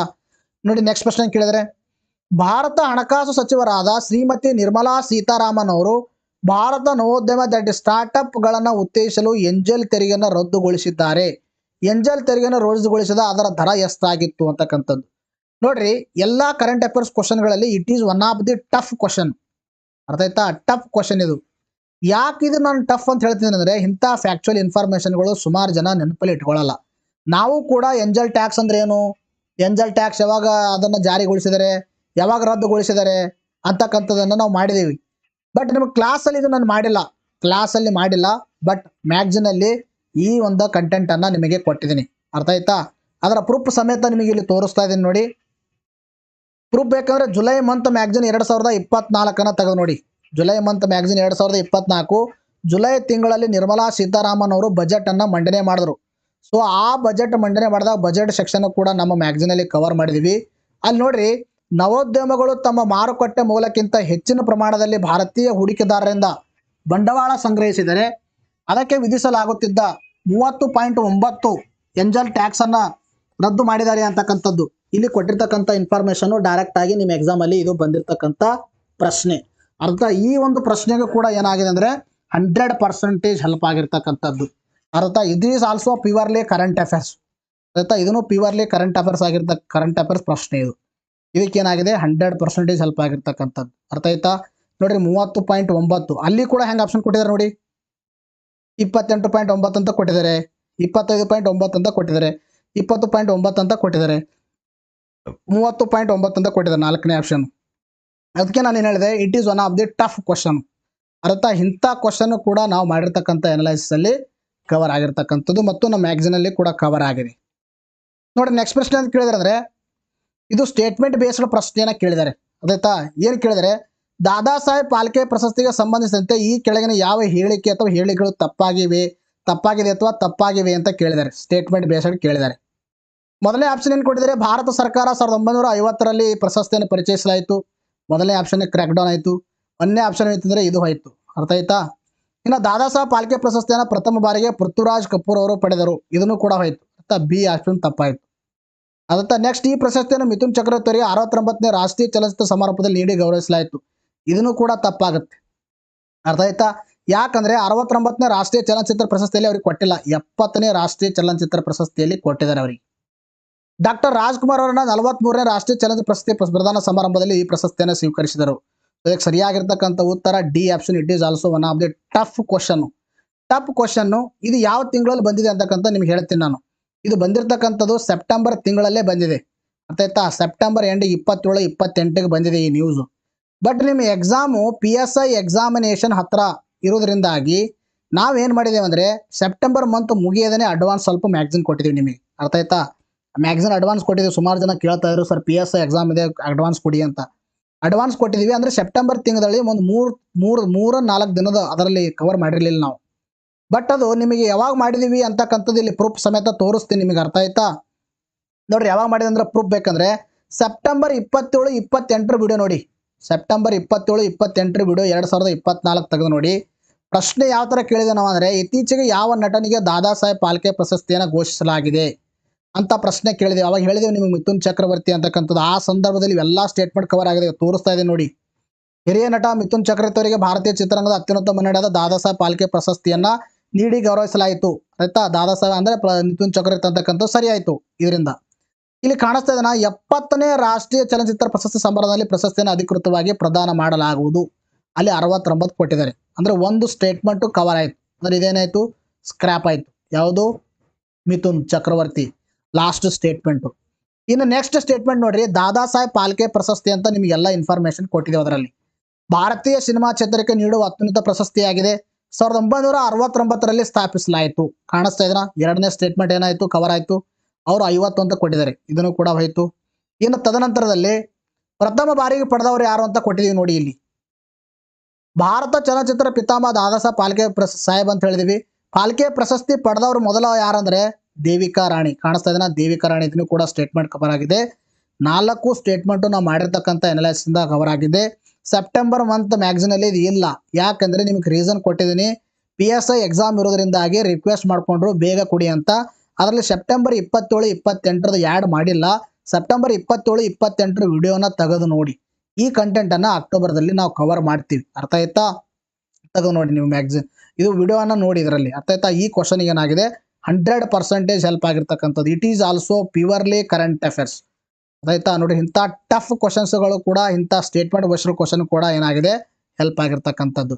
ನೋಡಿ, ನೆಕ್ಸ್ಟ್ ಪ್ರಶ್ನೆ ಕೇಳಿದ್ರೆ, ಕೆಳಗಿನ ಸಮಿತಿಗಳಲ್ಲಿ ಯಾವುದರ ಒಂದು ಶಿಫಾರಸಿನ ಮೇರೆಗೆ ಕೇಂದ್ರ ಜಾಗೃತ ಆಯೋಗವನ್ನು ಸ್ಥಾಪಿಸಲಾಯಿತು? ಇದಕ್ಕೆ ಇಂಗ್ಲಿಷ್ನಲ್ಲಿ ಮೋಸ್ಟ್ಲಿ ಇದಕ್ಕೆ ಸೆಂಟ್ರಲ್ ವಿಜಿಲೆನ್ಸ್ ಕಮಿಷನ್ ಇರಬಹುದು. ಇದು ಅರ್ಥ ಆಯ್ತಾ? ಸೆಂಟ್ರಲ್ ವಿಜಿಲೆನ್ಸ್ ಕಮಿಷನ್ ಅಂತ ಹೇಳ್ತೀವಿ. ಸೊ ಇದಕ್ಕೆ ಸರಿಯಾಗಿರ್ತಕ್ಕಂಥ ಉತ್ತರ ಸಂತಾನಂ ಸಮಿತಿ ಇದಕ್ಕೆ ಸರಿಯಾಗಿರ್ತಕ್ಕಂಥ ಉತ್ತರವಾಗಿದೆ. ಸರಿ, ಅದ್ರ ಪ್ರೂಫ್ ನಿಮಗೆ ತೋರಿಸ್ತಾ ಇದೆ ನೋಡಿ. ಪ್ರೂಫ್ ಬೇಕಂದ್ರೆ ಮೇ ಮಂತ್ ಮ್ಯಾಗಝಿನ್ 2023, ಆಯ್ತಾ? ಮೇ ಮಂತ್ ಮ್ಯಾಗಝಿನ್ 2023, ಅದರಲ್ಲಿ ಪಾರ್ಟ್ 2 ತೆಗೆದು ನೋಡಿ. ಪಾರ್ಟ್ 2 ಅಲ್ಲಿ ಕಾಣಿಸ್ತದಲ್ಲ, ಸೆಂಟ್ರಲ್ ವಿಜಿಲೆನ್ಸ್ ಮುಖ್ಯ ಕಮಿಷನರ್ ಪ್ರವೀಣ್ ಕುಮಾರ್ ಶ್ರೀವಾಸ್ತವ್ ಅಂತ ಹೆಡ್ಡಿಂಗ್ ಅಲ್ಲಿ ಕೊಟ್ಟಿದ್ದೀವಿ. ಇಲ್ಲಿ ಕಾಣಿಸ್ತಾ ಇದೆ ಅಲ್ಲಿ ಎಕ್ಸ್ಪ್ಲನೇಷನ್ ಅಲ್ಲಿ ಸೆಂಟ್ರಲ್ ಕೇಂದ್ರೀಯ ವಿಜಿಲೆನ್ಸ್ ಕಮಿಷನ್ ಬಗ್ಗೆ ಹೇಳುವಾಗ ನೋಡ್ರಿ, ಇಲ್ಲಿ ಕೆ ಸಂತಾನಂ ನೇತೃತ್ವದ ಸಮಿತಿಯ ಶಿಫಾರಸಿನ ಮೇರೆಗೆ ಸ್ಥಾಪಿಸಲಾಗಿದೆ. ಈ ಕ್ವಶನ್ಗೂ ಕೂಡ 100% ಏನಾಗಿದೆ ಹೆಲ್ಪ್ ಆಗಿರ್ತಕ್ಕಂಥದ್ದು. ಅರ್ಥ ಆಯ್ತಾ? It is also current affairs link ಅಲ್ಲ, but purely current affairs question ಅಲ್ಲ, ಇದು ಕರೆಂಟ್ ಅಫೇರ್ಸ್ ಲಿಂಕ್ಡ್ ಪ್ರಶ್ನೆ ಇದು. ಅರ್ಥ ಆಯ್ತಾ? ಇದಕ್ಕೂ ಕೂಡ 100% ಏನಾಗಿದೆ ಹೆಲ್ಪ್ ಆಗಿರ್ತಕ್ಕಂಥದ್ದು. ನೋಡಿ, ನೆಕ್ಸ್ಟ್ ಪ್ರಶ್ನೆ ಕೇಳಿದ್ರೆ, ಮುದ್ರಾ ಯೋಜನೆ ಅಡಿ ಲಭ್ಯವಿರುವ 3 ಸಾಲದ ವಿಭಾಗಗಳು ಯಾವುವು ಅಂತ ಪ್ರಶ್ನೆನ ಕೇಳಿದ್ದಾರೆ. ಇದಕ್ಕೆ ಸರಿಯಾಗಿರ್ತಕ್ಕಂಥ ಉತ್ತರ ಯಾವುದಂದ್ರೆ ದಟ್ ಈಸ್ 1ನೇ ಆಪ್ಷನ್ ಶಿಶು ಕಿಶೋರ ಮತ್ತು ತರುಣ. ಇದಕ್ಕೆ 3ನೇ ಆಪ್ಷನ್ ಸರಿಯಾಗಿರ್ತಕ್ಕಂಥ ಉತ್ತರವಾಗಿದೆ. ಇದು ಬಹಳ ನ್ಯೂಸ್ ಅಲ್ಲಿ ಇತ್ತು, ನಿಮಗೆ ಹೇಳಿದ್ದೆ ನಾನು 2-3 ಬಾರಿ ನಾನು ಅನಲೈಸಿಸ್ ಮಾಡಿದ್ದೀನಿ. ಇಂಪಾರ್ಟೆಂಟ್ ಇದು. ಮುದ್ರಾ ಯೋಜನೆ ಒಂದು ಸಾಲದ ಮಿತಿಯನ್ನ 20 ಲಕ್ಷಕ್ಕೆ ಏರಿಕೆ ಮಾಡಿದರೆ ಎಕ್ಸಾಮ್ ಅಲ್ಲಿ ಬರುತ್ತೆ ಅಂತ ಸುಮಾರು ಬಾರಿ ಹೇಳಿದ್ದೆ. ಮತ್ತು ನಿಮಗೆ ಈ ಸಾಲದ ನೆನಪಿಟ್ಕೊಳ್ಳೋಕೆ ಶಾರುಖ್ ಖಾನ್ ಅಂಡ್ ತಮನ್ನಾ ಅಂತ ನಿಮಗೆ ಕೋಡು ಕೂಡ ಕೊಟ್ಟಿದ್ದೆ ನಾನು. ಅರ್ಥ? ಶಾರುಖ್ ಖಾನ್ ಅಂಡ್ ತಮನ್ನಾ ಅಂತೇಳಿ. ಇಲ್ಲಿ ಶಾರುಖ್ ಖಾನ್ ಅಂಡ್ ತಮನ್ನಾ ಕೋಡು ಕೂಡ ಹೇಳಿದ್ದೆ. ಎಸ್ ಅಂದ್ರೇನು ಶಿಶು, ಕೆ ಅಂದ್ರೆ ಏನು ಕಿಶೋರ, ಟಿ ಅಂದ್ರೆ ಏನು ತಮನ್ನಾ, ಅಂದ್ರೆ ತರುಣ. ಅರ್ಥ ಆಯ್ತಾ? ಇದು ಕೋಡು ಕೂಡ ಕೊಟ್ಟಿದ್ದೆ, SKT ನೆನಪಿಟ್ಕೋರಿ ಅಂತ. ಎಕ್ಸಾಮ್ ಅಲ್ಲಿ ಬಿದ್ದಿರ್ತಕ್ಕಂಥದ್ದು. ಯಾವಾಗ ಮಾಡಿದೀವಿ ಅಂತಕ್ಕಂಥದ್ದು ನೀವು ಪ್ರೂಫ್ ಸಮೇತ ತೋರಿಸ್ತಾ ಇದೆ ನೋಡಿ. ನಿಮಗೆ ಪ್ರೂಫ್ ಬೇಕಂದ್ರೆ ಐ ಥಿಂಕ್ ಇದು ಇಲ್ಲಿ ಪ್ರೂಫ್ ಮಿಸ್ ಆಗಿದೆ. ಮಾರ್ಚ್ 2024 ಅಥವಾ ಫೆಬ್ರವರಿ 2024 ತೆಗೆದು ನೋಡಿ. ಇಲ್ಲಿ ಕಾಣಿಸ್ತಾ ಇದೆ ಮುದ್ರಾ ಯೋಜನೆ ನೀಡುವ ಸಾಲದ ಮೊತ್ತ ಹೆಚ್ಚಳ ಅಂತ. 2024ನೇ ಸಾಲಿನ ಕೇಂದ್ರ ಬಜೆಟ್ನಲ್ಲಿ ಮುದ್ರಾ ಯೋಜನೆ ಅಡಿಯಲ್ಲಿ ನೀಡುವ ಗರಿಷ್ಠ ಸಾಲದ ಮೊತ್ತ 10 ಲಕ್ಷದಿಂದ 20 ಲಕ್ಷಕ್ಕೆ ಏರಿಕೆಯಾಗಿದೆ. ಇದು ಕೊಟ್ಟಿರ್ತಕ್ಕಂಥದ್ದು. ಇನ್ನು ಮುದ್ರಾ ಅಂದ್ರೆ ಏನು ಹೇಳಿದೀವಿ? Micro units development and refinance agency ಅಂತಕ್ಕಂಥದ್ದು. ಇದೆಲ್ಲ ಹೇಳಿದೀವಿ. ಯಾರಿಗೆ ಸಾಲ ಕೊಡ್ತಾರ ಅಂತಕ್ಕಂಥದ್ದು ಹೇಳಿದೀವಿ. ಇಲ್ಲಿ ನೋಡಿ ಕ್ಲಿಯರ್ ಆಗಿ ಕೊಟ್ಟಿದ್ದೀವಿ. ಶಿಶು 50,000ದಿಂದ ಸಾಲದ ಸೌಲಭ್ಯ, ಕಿಶೋರ 50,000ದಿಂದ 5 ಲಕ್ಷದವರೆಗೆ, ತರುಣ 5 ಲಕ್ಷದಿಂದ 20 ಲಕ್ಷದವರೆಗೆ. ಕಾಣಿಸ್ತಾ ಇದೆ 3 ಸಾಲಗಳು ಕೊಟ್ಟಿದ್ದೀವಿ. ಅವು ಮಿತಿನೂ ಕೂಡ ಕೊಟ್ಟಿದ್ದೀವಿ. ಇನ್ನು ಮುದ್ರಾ ಕಾರ್ಡ್ ಬಗ್ಗೆನೂ ಕೂಡ ಕೊಟ್ಟಿದ್ದೀವಿ. ಇದಕ್ಕೂ ಕೂಡ 100% ಹೆಲ್ಪ್ ಆಗಿದೆ. So it is one of the purely current affairs. ಇದನ್ನು ಕೂಡ ಪ್ಯೂರ್ಲಿ ಕರೆಂಟ್ ಅಫೇರ್ಸ್ ಕ್ವಶನ್ನೇ. ನೋಡ್ರಿ ಎಂಥ ಕ್ವಶನ್ಗಳು ಏನಾಗಿದ್ದಾವೆ ಕವರ್ ಆಗಿರ್ತಕ್ಕಂಥದ್ದು. ನಾನು ಅದಕ್ಕೆ ನಿಮಗೆ ಡೈಲಿ ಕ್ಲಾಸ್ ಕೇಳಿ ಆಮೇಲೆ ತದನಂತರದಲ್ಲಿ ನೋಟ್ ಡೌನ್ ಮಾಡ್ಕೊಳ್ಳಿ ಅಂತಕ್ಕಂಥದ್ದು ಹೇಳ್ತಾ ಇದ್ದೀನಿ. ಇವೆಲ್ಲ ನಿಮಗೆ ಇಲ್ಲಿ ಕೊಟ್ಟಿರ್ತಕ್ಕಂಥ ನೆಕ್ಸ್ಟ್ ಪ್ರಶ್ನೆ ಇವೆಲ್ಲ ನಿಮಗೆ ಏನು ಅನ್ಸ್ಬೋದು? ಸರ್ GK ಇರ್ಬೋದು ಬಿಡಿ ಸರ್ ಅನ್ಬೋದು. ಇವೆಲ್ಲ GK ಅಲ್ಲ, ನಿಮಗೆ ಕರೆಂಟ್ ಅಫೇರ್ಸ್ ಲಿಂಕ್ ಮಾಡಿ ಪ್ರಶ್ನೆ ಕೇಳಿರ್ತಕ್ಕಂಥದ್ದು. ಏನು ಕೊಟ್ಟಿದ್ದಾರೆ? ಬಿಮ್ಸ್ಟೆಕ್ ಕೊಟ್ಟಿದ್ದಾರೆ, IMF ಕೊಟ್ಟಿದ್ದಾರೆ, ಏಷ್ಯನ್ ಡೆವಲಪ್ಮೆಂಟ್ ಬ್ಯಾಂಕ್ ಕೊಟ್ಟಿದ್ದಾರೆ, ಇನ್ನು WHO ಕೊಟ್ಟಿದ್ದಾರೆ. ಇವೆಲ್ಲವನ್ನ ಹೊಂದಿಸಿ ಬರಕ್ಕೆ ಕೇಳಿದ್ದಾರೆ. ಸೊ ಅದಕ್ಕೆ ಸರಿಯಾಗಿರ್ತಕ್ಕಂಥ ಉತ್ತರ ಯಾವುದಂದ್ರೆ ಇಲ್ಲಿ ನೋಡಿ ಬಿಮ್ಸ್ಟೆಕ್. ಅರ್ಥ ಆಯ್ತಾ? ಬಿಮ್ಸ್ಟೆಕ್ ಬರ್ತಂದ್ರೆ ಢಾಕಾ ಆಗುತ್ತೆ, IMF ಬರ್ತಂದ್ರೆ ವಾಷಿಂಗ್ಟನ್ DC ಆಗುತ್ತೆ, ಇನ್ನು WHO ಬಂದರೆ ಜಿನೆವಾ ಆಗುತ್ತೆ. ಉಳಿದಿರೋದು Asian development bank, that is Manila. ಯಾವಾಗ ಕವರ್ ಆಗಿದ್ದೇವೆ ಯಾವಾಗ ಮಾಡಿದೀವಿ ಅಂತಕ್ಕಂಥದ್ದು ಇಂಡಿವಿಜುವಲ್ ಆಗಿ ಹೇಳ್ತಾ ಇದ್ದೀನಿ ನಿಮಗೆ. ಅರ್ಥ ಆಯ್ತಾ? ನೋಡಿ ಪ್ರೂಫ್ ಬೇಕಂದ್ರೆ ಬಿಮ್ಸ್ಟೆಕ್ ಪ್ರೂಫ್ ಬೇಕಂದ್ರೆ ನಿಮಗೆ ಇಲ್ಲಿ ಪ್ರೂಫ್ ಬಿಮ್ಸ್ಟೆಕ್ 2024 ಇದು ಸ್ವಲ್ಪ ಇಲ್ಲಿ ಕವರ್ ಮಾಡಿದೀವಿ. ಐ ಥಿಂಕ್ ಜನವರಿ, ಅದಾಯ್ತಾ? ಜನವರಿ 2024 ತೆಗೆದು ನೋಡಿ ಪ್ರೂಫ್ ಬೇಕಂದ್ರೆ. ಅರ್ಥ ಆಯ್ತಾ? ಬಿಮ್ಸ್ಟೆಕ್ ಪ್ರಧಾನ ಕಾರ್ಯದರ್ಶಿಯಾಗಿ ಇಂದ್ರಮಣಿ ಪಾಂಡೆ ನೇಮಕ ಅಂತ ಆ ಸಂದರ್ಭದಲ್ಲಿ ಹೇಳಿದೀವಿ. ಬೇ Bengal initiative multi sector technical economic operation ಅಂತ ಡಿಸ್ಕಷನ್ ಮಾಡಿದೀವಿ. ಇಲ್ಲಿ ಕೊಟ್ಟಿದೆ ನೋಡಿ ಯಾವ ಸದಸ್ಯ ರಾಷ್ಟ್ರಗಳಿದಾವೆ ಅಂತಕ್ಕಂಥದ್ದು. ಇನ್ನು ಕೇಂದ್ರ ಕಚೇರಿ ಬಾಂಗ್ಲಾದೇಶದ ಢಾಕಾ ಅಂತ ಕವರ್ ಮಾಡಿದೀವಿ. ಆಯ್ತಾ? ಅಂದ್ರೆ ಒಂದು ಕವರ್ ಆಗಿರ್ತಕ್ಕಂಥದ್ದು. ನೆಕ್ಸ್ಟ್ ಇನ್ನು ಪ್ರೂಫ್ ಬೇಕಂದ್ರೆ ವಿಶ್ವ ಆರೋಗ್ಯ ಸಂಸ್ಥೆ ಹೆಡ್ ಕ್ವಾರ್ಟರ್ಸು ಏಪ್ರಿಲ್ 2024 ವಿಶ್ವ ಆರೋಗ್ಯ ದಿನ ಸಂದರ್ಭದಲ್ಲಿ ನಾವು ನಿಮಗೆ ಎಕ್ಸ್ಪ್ಲೇನ್ ಮಾಡಿದ್ದೀವಿ. ಇದಕ್ಕೆಲ್ಲ ಇಲ್ಲಿ ನೋಡಿ ನಿಮಗೆ ತೋರಿಸ್ತಾ ಇದ್ದೀನಿ. ವಿಶ್ವ ಆರೋಗ್ಯ ಸಂಸ್ಥೆ ಸ್ಥಾಪನೆ ಆಗಿದ್ದು, ತದನಂತರದಲ್ಲಿ ಕೇಂದ್ರ ಕಚೇರಿ ಕಾಣಿಸ್ತಾ ಇದೆನಾ, ಜಿನೇವಾ ಸ್ವಿಟ್ಜರ್ಲ್ಯಾಂಡ್. 2 ಕವರ್ ಆಗಿದ್ದಾವೆ, ಅರ್ಥ ಆಯ್ತಾ. ಇನ್ನು ತದನಂತರದಲ್ಲಿ ಪ್ರೂಫ್ ಜುಲೈ 2024 ತೆಗೆದು ನೋಡಿ. IMF MD ಆಗಿ ಕ್ರಿಸ್ಟಲಿನಾ ಜಾರ್ಜಿಯಾ ಮರು ನೇಮಕ ಅಂತ ಆ ಸಂದರ್ಭದಲ್ಲಿ ಡಿಸ್ಕಷನ್ ಮಾಡಿದ್ದೇವೆ IMF ಬಗ್ಗೆ, ಆಯ್ತಾ. ಇದರ ಪ್ರಧಾನ ಕಚೇರಿ ವಾಷಿಂಗ್ಟನ್ DC ಇದೆ ಅಂತಕ್ಕಂಥ ಕಾಣಿಸ್ತಾ ಇದೆ. ವಾಷಿಂಗ್ಟನ್ DC ಪ್ರಧಾನ ಕಚೇರಿಯನ್ನು ಹೊಂದಿದೆ. 3 ಕವರ್ ಆಗಿದೆ. ಇನ್ನು ಏಷ್ಯನ್ ಡೆವಲಪ್ಮೆಂಟ್ ಬ್ಯಾಂಕ್ ಕೂಡ ಕವರ್ ಆಗಿದೆ. ಅದು 2023 ಇದ್ರಿಂದ ನಿಮಗೆ ಇಲ್ಲಿ ತೋರಿಸಿಲ್ಲ, ಅರ್ಥ ಆಯ್ತಾ. 3 ಗೊತ್ತಿರೋ ಆರಾಮ ನೀವು ಆನ್ಸರನ್ನ ಮಾಡಬಹುದಾಗಿತ್ತು, ಅರ್ಥ ಆಯ್ತಾ. ಇದಕ್ಕೂ ಕೂಡ ಏನಾಗಿದೆ 100% ಹೆಲ್ಪ್ ಆಗಿರ್ತಕ್ಕಂಥದ್ದು, ಅರ್ಥ ಆಯ್ತಾ. ನೆಕ್ಸ್ಟ್ ಪ್ರಶ್ನೆ ನೋಡಿ. ಪ್ಯಾರಾ ಒಲಿಂಪಿಕ್ಸ್ 2024ಕ್ಕೆ ಸಂಬಂಧಿಸಿದ ಕೆಳಗಿನ ಯಾವ ಹೇಳಕ ಅವಲೋಕಿಸಿ ಅಂತ ಕೇಳಿದ್ದಾರೆ, ಅರ್ಥ ಆಯ್ತಾ. ಮೊದಲನೇ ಆಪ್ಷನ್ ಪ್ಯಾರಾ ಒಲಿಂಪಿಕ್ಸ್ ಫ್ರಾನ್ಸ್ ರಾಜಧಾನಿ ಪ್ಯಾರಿಸ್ನಲ್ಲಿ ನಡೆದಿರುತ್ತು. ಇದಕ್ಕೆ ಸರಿಯಾಗಿರ್ತಕ್ಕಂಥ ಉತ್ತರ ಇದು. ಆಮೇಲೆ ಇದು ಮೊದಲನೇ ಸ್ಟೇಟ್ಮೆಂಟ್ ಕರೆಕ್ಟ್ ಇದೆ. ಇನ್ನು ಪ್ಯಾರಾ ಒಲಿಂಪಿಕ್ಸ್ಗಳು 5 ವರ್ಷಗಳಿಗೊಮ್ಮೆ ನಡೆಯುತ್ತದೆ. ಇದು ಸ್ಕ್ರಾಪ್ ಔಟ್ ಆಯಿತು, ಅರ್ಥ ಆಯ್ತಾ, ಹೋಯ್ತು. ಇನ್ನು 2024 ಪ್ಯಾರಾಲಿಂಪಿಕ್ಸ್ ಭಾರತ ಕ್ರೀಡಾಪಟು ಮೊದಲ ಬಾರಿಗೆ ಹೆಚ್ಚು ಪದಕ ಗೆದ್ದಿದ್ದಾರೆ. ಇದು ಏನಂದ್ರೆ ಸರಿಯಾಗಿರ್ತಕ್ಕಂಥದ್ದು. ಇನ್ನು ಕ್ರಮವಾಗಿ ಚೀನಾ, ಬ್ರಿಟನ್, ಅಮೆರಿಕ ಕಂಚು ಪದಕ ಗೆದ್ದ ಮೊದಲ 3 ದೇಶಗಳಾಗಿವೆ. ಇದನ್ನು ಕೂಡ ಸರಿಯಾಗಿರ್ತಕ್ಕಂಥದ್ದು, ಅರ್ಥ ಆಯ್ತಾ. ಇದರಲ್ಲಿ ಇವು ಎರಡು ಏನಂದ್ರೆ ಸಿ ಮತ್ತು 2024 ಭಾರತ ಕ್ರೀಡಾಪಟು ಮೊದಲ ಬಾರಿಗೆ ಹೆಚ್ಚು ಪದಕವನ್ನು ಗೆದ್ದಿದ್ದಾರೆ. ಸರಿ. ಚೀನಾ, ಬ್ರಿಟನ್ ಮತ್ತು ಅಮೆರಿಕ ಗೆದ್ದ ಮೊದಲ 3 ದೇಶಗಳಾಗಿವೆ. ಇದನ್ನು ಕೂಡ ಸರಿಯಾಗಿರ್ತಕ್ಕಂಥದ್ದು.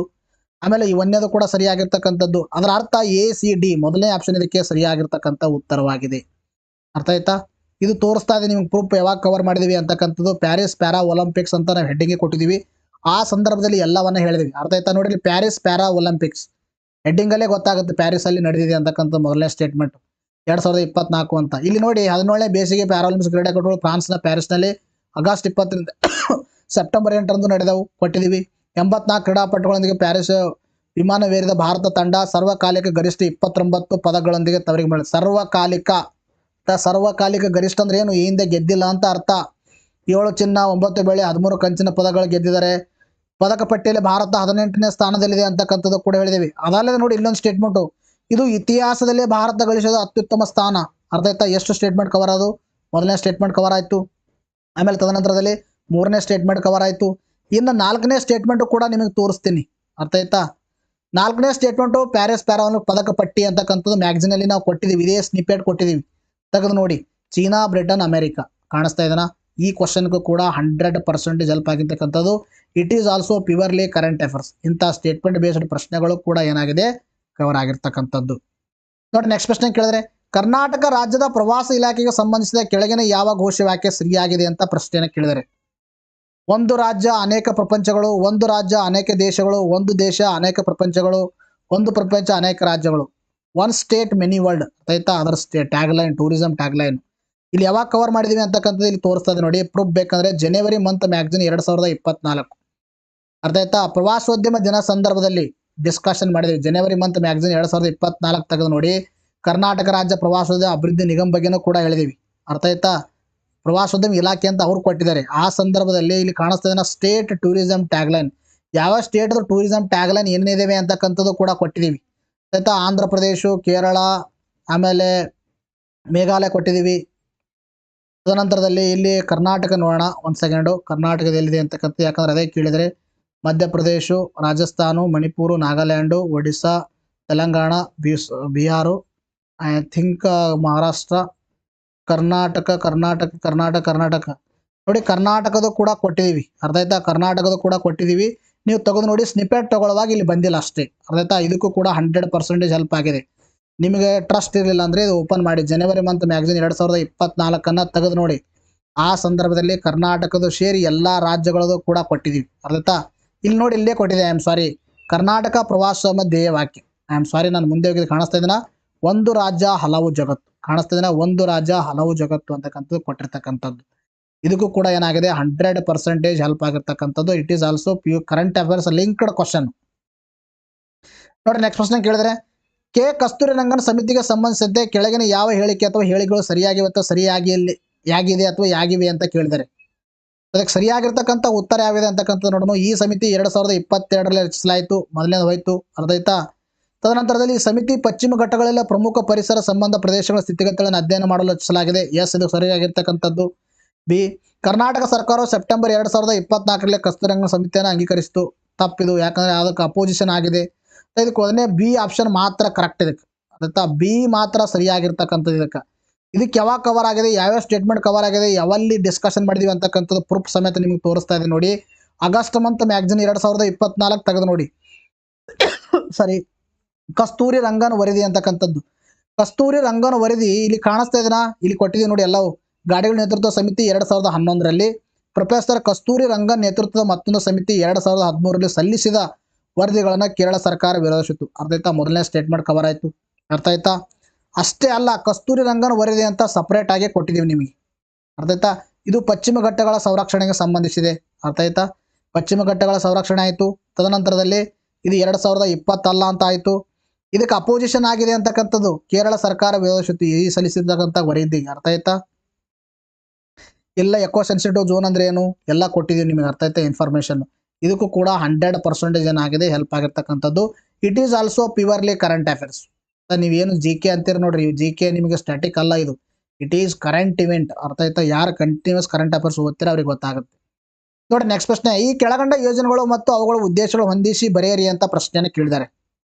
ಅದಕ್ಕೆ ಪ್ರಧಾನಮಂತ್ರಿ ಶ್ರಮ ಯೋಗಿ ಮನ್ ಧನ್ ಯೋಜನೆ ಅಂತ ಕೊಟ್ಟಿದ್ದಾರೆ, ಪ್ರಧಾನ ಜೀವನ್ ಜ್ಯೋತಿ ಬಿಮಾ ಯೋಜನೆ ಅಂತ ಕೊಟ್ಟಿದ್ದಾರೆ, ಇನ್ನು ರಾಷ್ಟ್ರೀಯ ಸಾಮಾಜಿಕ ನೆರವು ಯೋಜನೆ ಅಂತ ಕೊಟ್ಟಿದ್ದಾರೆ, ಪ್ರಧಾನಮಂತ್ರಿ ಸುರಕ್ಷಾ ಬಿಮಾ ಯೋಜನೆ ಅಂತ ಕೊಟ್ಟಿದ್ದಾರೆ. ನೋಡ್ರಿ, ಇವೆಲ್ಲ ಮೂರು ಯೋಜನೆಗಳು ಎರಡು ಯೋಜನೆಗಳು ಒಂದೇ ಪೇಜಲ್ಲಿ ಕವರ್ ಆಗಿದ್ದಾವೆ. ಮತ್ತು ಪ್ರಧಾನಮಂತ್ರಿ ಶ್ರಮ ಯೋಗಿ ಮನ್ ಧನ್ ಯೋಜನೆಯನ್ನ ಜಸ್ಟ್ ನೀವು ಎಕ್ಸಾಮ್ ಹೋಗ್ಕಿಂತ ಒಂದಿನ ಮುಂಚೆನೇ ಏನು ಕ್ಲಾಸ್ ಮಾಡಿದೆವು ಅದರಲ್ಲೇ ಡಿಸ್ಕಷನ್ ಮಾಡಿದೆವು ನಾವು. ನಿಮಗೆ ಪ್ರೂಫ್ ಸಮೇತ ತೋರಿಸ್ತೀನಿ ಎಲ್ಲೆಲ್ಲಿ ಕವರ್ ಆಗಿದ್ದೇವೆ ಅಂತಕ್ಕಂಥದ್ದು. ಇದು ಅಸಂಘಟಿತ ವಲಯದ ಕಾರ್ಮಿಕರಿಗೆ ಸಂಬಂಧಪಟ್ಟಿದೆ ಅಂತಕ್ಕಂಥದ್ದು. ಅರ್ಥ ಆಯ್ತಾ? ನಿಮಗೆ ತೋರಿಸ್ತೀನಿ ಇಲ್ಲಿ ನಿಮಗೆ ಎಲ್ಲೆಲ್ಲಿ ಇದಾವೆ ಅಂತಕ್ಕಂಥದ್ದು ಪ್ರೂಫ್ ಸಮೇತ. ನೋಡ್ರಿ, ಪ್ರೂಫ್ ಬೇಕಾದ್ರೆ ಮೇ ಮಂತ್ ಮ್ಯಾಗಝಿನ್ 2023ನೇ ಸಾಲಿಂದು ಪಾರ್ಟ್ 1 ತೆಗೆದು ನೋಡಿ. ಆಯ್ತಾ? ಪಾರ್ಟ್ 1 ನಿಮಗೆ ಇಲ್ಲಿ ಕ್ಲಿಯರ್ ಮಾಡ್ತೀನಿ ನಾನು. 2023ರಲ್ಲಿ ಮ್ಯಾಗಝಿನ್ ಏನಿದಾವೆ 2023ರಿಂದ ನಿಮಗೆ ಅಕ್ಟೋಬರ್ವರೆಗೆ, ಅಂದರೆ ಸೆಪ್ಟೆಂಬರ್ ಅಲ್ಲ, ಐ ಥಿಂಕ್ ಆಗಸ್ಟ್ವರೆಗೆ ಪಾರ್ಟ್ 1 ಪಾರ್ಟ್ 2 ಅಂತ ಇದ್ದಾವೆ. ಮುಂದೆ 2023 ಆಗಸ್ಟ್ ನಂತರ ಇಲ್ಲಿವರೆಗೆ ಒಂದೇ ಪಾರ್ಟಲ್ಲಿ ಕೊಟ್ಟಿದ್ದೀವಿ, ಅಂದರೆ ಒಂದೇ ಮ್ಯಾಗಝಿನಲ್ಲಿ ಕೊಟ್ಟಿದ್ದೀವಿ. ಮೇ ಮಂತ್ ಮ್ಯಾಗಝಿನ್ 2023 ಪಾರ್ಟ್ 1 ತೆಗೆದು ನೋಡಿ. ಜನಸುರಕ್ಷಾ ಯೋಜನೆಗಳಿಗೆ 8 ವರ್ಷ ಅಂತ ಕೊಟ್ಟಿದ್ದೀವಿ. ಅದ ಇಲ್ಲಿ ಕಾಣಿಸ್ತಾ ಇದೆನಾ ನೋಡ್ರಿ, ಇತ್ತೀಚೆಗೆ 3 ಸಾಮಾಜಿಕ ಭದ್ರತೆ ಜನಸುರಕ್ಷಾ ಯೋಜನೆಗಳು, ಸಾಮಾಜಿಕ ಭದ್ರತೆ ಕಾಣಿಸ್ತಾ ಇದೆನಾ, ಜನಸುರಕ್ಷಾ ಯೋಜನೆ, ಪ್ರಧಾನಮಂತ್ರಿ ಸುರಕ್ಷಾ ಬಿಮಾ ಯೋಜನೆ, ಪ್ರಧಾನಮಂತ್ರಿ ಜೀವನ್ ಜ್ಯೋತಿ ಬಿಮಾ ಯೋಜನೆ ಮತ್ತು ಅಟಲ್ ಪಿಂಚಣಿ ಯೋಜನೆಗೆ 8 ವರ್ಷ ಪೂರೈಸಿವೆ. ಆ ಸಂದರ್ಭದಲ್ಲಿ ಆ ಮ್ಯಾಗಝಿನಲ್ಲಿ ಮೇ ಮಂತ್ ಮ್ಯಾಗಝಿನ್ 2023 ಪಾರ್ಟ್ 1 ತೆಗೆದು ನೋಡಿ. ಕಾಣಿಸ್ತಾ ಇದೆನಾ ಇಲ್ಲಿ, ಪ್ರಧಾನಮಂತ್ರಿ ಸುರಕ್ಷಾ ಬಿಮಾ ಯೋಜನೆ, ಇದು ಡಿಸ್ಕಷನ್ ಮಾಡಿದ್ದೀವಿ. ಇದು ಒಂದು ವರ್ಷದ ಒಂದು ಅಪಘಾತ ವಿಮಾ ಯೋಜನೆ ಆಗಿದ್ದು ವರ್ಷದಿಂದ ವರ್ಷಕ್ಕೆ ನವೀಕರಿಸಬಹುದು. ಅಗತ್ಯ ಸಾವು ಅಥವಾ ಅಂಗವಿಕಲ ಕವರೇಜ್ ಮಾಡುತ್ತದೆ. ಉಳಿತಾಯ ಬ್ಯಾಂಕ್ ಅಥವಾ ಪೋಸ್ಟ್ ಆಫೀಸ್ ಖಾತೆ ಹೊಂದಿರುವ 18ರಿಂದ 70 ವರ್ಷ ವಯಸ್ಸಿನ ವ್ಯಕ್ತಿಗಳಿಗೆ ನೋಂದಣಿಯಾರರಾಗಿರ್ತಾರೆ. ಅರ್ಥ ಆಯ್ತಾ? ಆಮೇಲೆ ತದನಂತರದಲ್ಲಿ ನೆಕ್ಸ್ಟ್ ನೋಡಿ, ಪ್ರಧಾನಮಂತ್ರಿ ಜೀವನ್ ಜ್ಯೋತಿ ಬಿಮಾ ಯೋಜನೆ. ಅರ್ಥ ಆಯ್ತಾ? 1 ವರ್ಷದ ಜೀವ ವಿಮಾ ಯೋಜನೆ ಆಗಿದ್ದು ವರ್ಷದಿಂದ ವರ್ಷಕ್ಕೆ ನವೀಕರಿಸಬಹುದು. ಯಾವುದೇ ಕಾರಣದಿಂದ ಸಾವಿಗೆ ಕವರೇಜ್ ನೀಡುತ್ತದೆ. ಇದು 18ರಿಂದ 50. ವ್ಯತ್ಯಾಸ ಏನಿದಾವೆ ಎಲ್ಲ ಇದರಲ್ಲಿ ಕೊಟ್ಟಿದ್ದೀವಿ ನಾವು. ಆಯ್ತಾ? ಆಮೇಲೆ ನೆಕ್ಸ್ಟ್, ಇನ್ನ ಪ್ರಧಾನಮಂತ್ರಿ ಶ್ರಮ್ ಮನ್ಧನ್ ಯೋಜನೆ ಯಾರಿಗೆ ಸಂಬಂಧಿಸಿದೆ ಅಂತ ಡೈರೆಕ್ಟ್ ಪ್ರಶ್ನೆ ಕೇಳಿದೀವಿ ನಿಮಗೆ. ನಾಳೆ ಎಕ್ಸಾಮ್ ಅಂದ್ರೆ ಇವತ್ತಿನಂದು. ಅರ್ಥ ಆಯ್ತಾ? ಅಕ್ಟೋಬರಲ್ಲಿ ನೋಡಿ, ಅಕ್ಟೋಬರ್ ಅಂದರೆ 27ಕ್ಕೆ ಎಕ್ಸಾಮ್ ಇತ್ತು ನಿಮ್ಮದು. ಐ ಥಿಂಕ್ ಅಕ್ಟೋಬರ್ 24-25 ತಾರೀಕಿನ ವಿಡಿಯೋನ ತೆಗೆದು ನೋಡಿ. ಆ ಸಂದರ್ಭದಲ್ಲಿ ಡಿಸ್ಕಷನ್ ಮಾಡಿದ್ದೀನಿ ನಿಮ್ಮ ಅಸಂಘಟಿತ ಕಾರ್ಮಿಕರು ಅಂತಕ್ಕಂಥದ್ದು. ಕಾಣಿಸ್ತಾ ಇದನ್ನ ಪ್ರೂಫ್ ಸಮೇತ ನೋಡಿ ಇಲ್ಲಿ. ಯಾವಾಗ ಅದನ್ನು ಅಂದರೆ ಈ ಶ್ರಮ್ ಒನ್ ಸ್ಟಾಪ್ ಸೊಲ್ಯೂಷನ್ಗೆ ಚಾಲನೆ ಯಾರು ನೀಡೋರು ನೋಡ್ರಿ, ಮನ್ಸುಖ್ ಮಾಂಡವ್ಯ ಅವರು. ಆ ಸಂದರ್ಭದಲ್ಲಿ ಇಲ್ಲಿ ಕಾಣಿಸ್ತಾ ಇದನ್ನ ಪ್ರಧಾನಮಂತ್ರಿ ಶ್ರಮ್ ಮನ್ಧನ್ ಯೋಜನೆ ಅಂತಕ್ಕಂಥದ್ದು 2019 ಫೆಬ್ರವರಿಯಲ್ಲಿ ಸ್ಟಾರ್ಟ್ ಮಾಡಲಾಯಿತು. ಸಚಿವಾಲಯ ಕೊಟ್ಟಿದ್ದೀವಿ ನೋಡ್ರಿ. ಗುರಿ ಅಸಂಘಟಿತ ಕಾರ್ಮಿಕರಿಗೆ ಸಾಮಾಜಿಕ ಭದ್ರತೆಯನ್ನು ಒದಗಿಸುವುದು. ಈ ಕ್ವಶನ್ಗೂ ಕೂಡ 100% ಹೆಲ್ಪ್ ಆಗಿರ್ತಕ್ಕಂಥದ್ದು. ಇದರಿಂದ ಏನು ಗೊತ್ತಾಗ್ತಾ ಇದೆ, ನ್ಯೂಸಲ್ಲಿ ಇರ್ತಕ್ಕಂಥ ಯೋಜನೆಗಳನ್ನು ಕೂಡ ಕವರ್ ಆಗ್ತಾ ಇದ್ದಾವೆ, ನ್ಯೂಸಲ್ಲಿ ಇರ್ತಕ್ಕಂಥ ಸ್ಪೋರ್ಟ್ಸ್ಗಳನ್ನು ಕೂಡ ಕವರ್ ಆಗ್ತಾ ಇದ್ದಾವೆ, ನ್ಯೂಸಲ್ಲಿ ಇರ್ತಕ್ಕಂಥ ಒಂದು ಪ್ರಮುಖ ಒಂದು ಪ್ಲೇಸ್ಗಳು ಕೂಡ ಕವರ್ ಆಗ್ತಾ ಇದ್ದಾವೆ ಅಂತಕ್ಕಂಥದ್ದು ನಿಮಗೆ ಪ್ರೂಫ್ ಸಮೇತ ನಾನು ತೋರಿಸ್ತಾ ಇದ್ದೀನಿ. ಅರ್ಥ ಆಯ್ತಾ? ಯಾರು ವಿಡಿಯೋ ನೋಡಿದಿರಿ ಅವ್ರಿಗೆ ಎಸ್ ಅಂತೀರ, ಯಾರು ಹೊಸದಾಗಿದ್ರೆ ಅವ್ರಿಗೆ ಹೊಸದು ಅನಿಸ್ಬೋದು. ಯಾಕಂದ್ರೆ ನೀವು ಮ್ಯಾಗ್ಝಿನೇ ನೋಡಿಲ್ಲ, ನಮ್ಮ ವಿಡಿಯೋಗಳೆಲ್ಲ ನೋಡಿಲ್ಲ, ಹೊಸದಾಗಿ ಅನಿಸ್ಬೋದು. ಅದಕ್ಕೆ ನೀವು ನಿಮ್ಮ ಮ್ಯಾಗ್ಝಿನ್ಸ್ಗಳನ್ನು ತೆಗೆದು ನೋಡಿ, ಪ್ರೂಫ್ ನೋಡಿ, ಆಮೇಲೆ ಫಾಲೋ ಮಾಡಿ. ಅರ್ಥ ಆಯ್ತಾ? ನೋಡ್ರಿ, ನೆಕ್ಸ್ಟ್ ಪ್ರಶ್ನೆ ಅಂತ ಕೇಳಿದ್ರೆ ಅಂದ್ರೆ ಕೆಳಗಂಡ ಅಂತಾರಾಷ್ಟ್ರೀಯ ಸಂಸ್ಥೆಗಳು ಮತ್ತು ಕೇಂದ್ರ ಸ್ಥಳಗಳನ್ನ ಹೊಂದಿಸಿ ಅಂತ ಕೇಳಿದ್ದಾರೆ. ನೋಡ್ರಿ, ಇವನು ಕೂಡ ನ್ಯೂಸಲ್ಲಿ ಇರ್ತಕ್ಕಂಥವು ಎಲ್ಲವೂ. ಆಫ್ರಿಕನ್ ಯೂನಿಯನ್ ಯಾವಾಗಂದ್ರೆ G20 ಸೇರ್ಕೊಂಡಿದ್ದಾಗಿ ನ್ಯೂಸಲ್ಲಿ ಇತ್ತು. ಆಗ್ನೇಯ ಏಷ್ಯಾ ರಾಷ್ಟ್ರಗಳ ಸಂಘಟನೆ ಜಸ್ಟ್ ಅಕ್ಟೋಬರ್ ತಿಂಗಳಲ್ಲೇ ಮಾಡಿದ್ದೀನಿ ನಾನು. ಅರ್ಥ ಆಯ್ತಾ? ಏಷ್ಯನ್ ಈಸ್ಟ್ ಏಷ್ಯಾ ಸಮಿತು ಇವೆಲ್ಲ ಅಕ್ಟೋಬರ್ ತಿಂಗಳಲ್ಲಿ ಅಂದರೆ ಅಕ್ಟೋಬರ್ 20 22 3ಕ್ಕೂ ವಿಡಿಯೋ ಮಾಡಿದ್ದೀನಿ ನೋಡಿ, ಅದು ನ್ಯೂಸಲ್ಲಿದೆ. ಇನ್ನು ಇದು ನ್ಯಾಟೋ ಫಿನ್ಲ್ಯಾಂಡ್ ಸದಸ್ಯತ್ವ ಪಡ್ಕೊಂಡಿದ್ದು ಅದರಿಂದ ನ್ಯೂಸಲ್ಲಿತ್ತು. ಇದರ ಅಧ್ಯಕ್ಷತೆ ಆಯ್ಕೆಗಿದ್ರು ಅದರಿಂದ ನ್ಯೂಸಲ್ಲಿತ್ತು. ವಿಶ್ವ ವ್ಯಾಪಾರ ಸಂಘಟನೆ 13ನೇ ಮಂತ್ರಿಗಳ ಸಮ್ಮೇಳನ ಇತ್ತು, ಅದರಿಂದ ಇದು ನ್ಯೂಸಲ್ಲಿತ್ತು. ನ್ಯೂಸಲ್ಲಿರೋದೇ ಕೇಳಿದರೆ it is also current affairs linked question. ಇದಕ್ಕೂ ಕೂಡ 100% ಹೆಲ್ಪ್ ಆಗಿದೆ, ತೋರಿಸ್ತೀನಿ ನಿಮಗೆ. ಫಸ್ಟ್ ಏನಂದರೆ ಇಲ್ಲಿ ನ್ಯಾಟೋ ಅಂದರೆ ಬ್ರೆಜಿಲ್ ಆಗುತ್ತೆ, ಆಗ್ನೇಯ ಏಷ್ಯಾ ರಾಷ್ಟ್ರಗಳ ಸಂಘಟನೆ ಅಂದರೆ ಜಕಾರ್ತ ಆಗುತ್ತೆ, ವಿಶ್ವ ವ್ಯಾಪಾರ ಸಂಘಟನೆ ಅಂದರೆ ಜಿನೆವಾ ಆಗುತ್ತೆ, ಆಫ್ರಿಕನ್ ಯೂನಿಯನ್ ಅಂದರೆ ಅಡಿಸ್ ಅಬಾಬ್ ಆಗುತ್ತೆ. ತೋರಿಸ್ತಾ ಇದೆ ನೋಡಿ ಪ್ರೂಫ್. ಇಲ್ಲಿ ಪ್ರೂಫ್ ಬೇಕಂದ್ರೆ ಜೂನ್ ಮಂತ್ ಮ್ಯಾಗಜಿನ್ 2024 ನ್ಯಾಟೋದ ನೂತನ ಕಾರ್ಯದರ್ಶಿಯಾಗಿ ಮಾರ್ಕ್ ರುಟ್ಟೆ ನೇಮಕ ಅಂತ ಆ ಸಂದರ್ಭದಲ್ಲಿ ಡಿಸ್ಕಷನ್ ಮಾಡಿದೀವಿ. ಇದರ ಒಂದು ಕೇಂದ್ರ ಕಚೇರಿ ಎಲ್ಲಿ ಕಂಡು ಬರುತ್ತೆ ಅಂತಕ್ಕಂಥದ್ದು ಅರ್ಥ ಆಯ್ತಾ. ಒಪ್ಪಂದಕ್ಕೆ ಸಹಿ ಹಾಕಲಾಯಿತು. ಇದರ ಪ್ರಧಾನ ಕಚೇರಿ ಬ್ರೆಜಿಲ್ ಬೆಲ್ಜಿಯಂ ಕಾಣಿಸ್ತಾ ಇದೆನಾ, ಬ್ರೆಜಿಲ್ ಬೆಲ್ಜಿಯಂ. ನಿಮಗೆ ಪ್ರೂಫ್ ಬೇಕಂದ್ರೆ ಜೂನ್ ಮಂತ್ ಮ್ಯಾಗಜಿನ್ 2024 ತೆಗೆದು ನೋಡಿ ಆಯ್ತಾ. ಮೊದಲನೇದು ಒಂದು ಕವರ್ ಆಗಿದೆ. ನೆಕ್ಸ್ಟ್ ಆಸಿಯನ್ ಫ್ಯೂಚರ್ ಫೋರಮ್ ಅಂತ ನಾವು ಏಪ್ರಿಲ್ ಮಂತ್ ಮ್ಯಾಗಜಿನ್ 2024 ಕೂಡ ಕವರ್ ಮಾಡಿದೀವಿ. ಇನ್ನು ಅಕ್ಟೋಬರ್ ತಿಂಗಳು ನೀವು ಐ ಥಿಂಕ್ 22, 23 ವಿಡಿಯೋನ ನೋಡಿ ಅರ್ಥ ಆಯ್ತಾ. ಅಕ್ಟೋಬರ್ ತಿಂಗಳಲ್ಲೇ ಕವರ್ ಮಾಡಿದೀವಿ ನಾವು. ಕಾಣಿಸ್ತಾ ಇದೆನಾ. ಅದಿಲ್ಲ ಅಂದ್ರೆ ನೀವು ಏಪ್ರಿಲ್ ಮಂತ್ ಯಾರು ಓದಿರ್ತಾರ ಕಾಣಿಸ್ತಾ ಇದೆನಾ, association of south east Asian nations ASEANs. ಇದರ ಕೇಂದ್ರ ಕಚೇರಿ ಎಲ್ಲಿದೆ, ಇದರ ಸಂಸ್ಥಾಪಕ ರಾಷ್ಟ್ರಗಳು ಅಂತಕ್ಕಂಥ ಕೊಟ್ಟಿದ್ದೀವಿ. ಕೇಂದ್ರ ಕಚೇರಿ ಎಲ್ಲಿದೆ ಕಾಣಿಸ್ತಾ ಇದೆನಾ, ಜಕಾರ್ತ್ ಕೊಟ್ಟಿದ್ದೀವಿ ಆಯ್ತಾ. ಇದು ಕೂಡ ಏನಾಗಿದೆ ಕವರ್ ಆಗಿರ್ತಕ್ಕಂಥದ್ದು. ನೆಕ್ಸ್ಟ್ ಇನ್ನು ಮಾರ್ಚ್ ಮಂತ್ ಮ್ಯಾಗಜಿನ್ 2024 ತೆಗೆದು ನೋಡಿ, ವಿಶ್ವ ವ್ಯಾಪಾರ ಸಂಘಟನೆ 13ನೇ ಮಂತ್ರಿಗಳ ಸಮ್ಮೇಳನ. ಆ ಸಂದರ್ಭದಲ್ಲಿ ಇದರ ಕೇಂದ್ರ ಕಚೇರಿ ಎಲ್ಲಿದೆ ಅಂತಕ್ಕಂಥದ್ದು ಕೂಡ ಕೊಟ್ಟಿದ್ದೀವಿ ನಾವು. ವಿಶ್ವ ವ್ಯಾಪಾರ ಸಂಘಟನೆ ಬಗ್ಗೆ ಕೊಟ್ಟಿದ್ದೀವಿ. ಇದರ ಕೇಂದ್ರ ಕಚೇರಿ ಜಿನೇವಾದಲ್ಲಿದೆ. ನಾನು ಇದನ್ನ ಸ್ನಿಪೆಟ್ ತಗೊಂಡಿದ್ದೀನಿ, ನಿಮ್ಗೆ ಕರೆಕ್ಟಾಗಿ ಕಾಣಿಸ್ತಾ ಇರ್ಬೋದು, ಮ್ಯಾಗಜಿನ್ ಅಲ್ಲಿ ಕ್ಲಿಯರ್ ಆಗಿದೆ ನೋಡಿ. ಪ್ರೂಫ್ ಬೇಕಂದ್ರೆ ಮಾರ್ಚ್ ಮಂತ್ ಮ್ಯಾಗಜಿನ್ 2024 ನೋಡಿ. ಇನ್ನು ತದನಂತರದಲ್ಲಿ ನಿಮಗೆ ಆಫ್ರಿಕನ್ ಯೂನಿಯನ್ ಬಗ್ಗೆ ಎಲ್ಲಿ ಮಾಡಿದೆ ಅಂದ್ರೆ ಸೆಪ್ಟೆಂಬರ್ ಮಂತ್ ಮ್ಯಾಗಜಿನ್ 2023 G20ಗೆ ಆಫ್ರಿಕನ್ ಯೂನಿಯನ್ ಸೇರಿದಾಗ ನಾನು ಅವಾಗ ಡಿಸ್ಕಷನ್ ಮಾಡಿದ್ದೆ ಅರ್ಥ ಆಯ್ತಾ. ಇಲ್ಲಿ ಕಾಣಿಸ್ತಾ ಇದೆನಾ, ಇದರ ಕೇಂದ್ರ ಕಚೇರಿ ಅಡಿಯಾಸ್ ಅಬಾಬ್ ಇಥೋಪಿಯಾ. ಇದು ಎಕ್ಸಾಮ್ ಅಲ್ಲಿ ಬಂದಿರತಕ್ಕಂಥದ್ದು. ಇದಕ್ಕೂ ಕೂಡ 100% ಏನಾಗಿದೆ ಹೆಲ್ಪ್ ಆಗಿರ್ತಕ್ಕಂಥದ್ದು. ನೋಡಿ ಒಂದು ಕ್ವಶನ್ ನೀವು ಅಟೆಂಡ್ ಮಾಡಬೇಕಾದ್ರೆ 4 ಗೊತ್ತಿರಬೇಕು ಅರ್ಥ ಆಯ್ತಾ. ನೀವು ಡೈಲಿ ಕ್ಲಾಸ್ ಕೇಳಿದ್ರೆ ಡೈಲಿ ಕಂಟಿನ್ಯೂಸ್ ಕರೆಂಟ್ ಅಫೇರ್ಸ್ ಓದ್ರಿ, ಇವೆಲ್ಲ ಮಾತ್ರ ಅಟೆಂಡ್ ಮಾಡೋಕ್ಕಾಗತ್ತೆ, ಇಲ್ಲಾಂದ್ರೆ ಏನೂ ಮಾಡೋಕ್ಕಾಗಲ್ಲ ಅರ್ಥ ಆಯ್ತಾ. ನೋಡಿ ನೆಕ್ಸ್ಟ್ ಪ್ರಶ್ನೆ ಕೇಳಿದ್ರೆ, ಭಾರತದಲ್ಲಿ ಗಾಂಧೀಜಿಯವರು ಆರಂಭಿಕ ಹೋರಾಟಗಳಿಗೆ ಸಂಬಂಧಿಸಿದ ಈ ಕೆಳಗಿನ ಜೋಡಿಗಳನ್ನು ಪರಿಗಣಿಸಿ. It is also tough. ನಾನು ಯಾಕೆ ಟಫ್ ಅಂತಿದ್ರೆ, ಯಾರು ಕಂಟಿನ್ಯೂಸ್ ನೀವು ಹಿಸ್ಟ್ರಿ ಓದಿರ್ತೀರ ಅವ್ರಿಗೆ ಮಾತ್ರ ಇದು ಅಟೆಂಡ್ ಮಾಡ್ತೀರಾ ಅರ್ಥ ಆಯ್ತಾ. ಇದಕ್ಕೆ ನೋಡ್ರಿ ಮೊದಲನೇದು ಮಾತ್ರ ಸರಿಯಾಗಿದೆ, 2 ಉಲ್ಟಂ ಪಲ್ಟ ಕೊಟ್ಟಿದ್ದಾರೆ.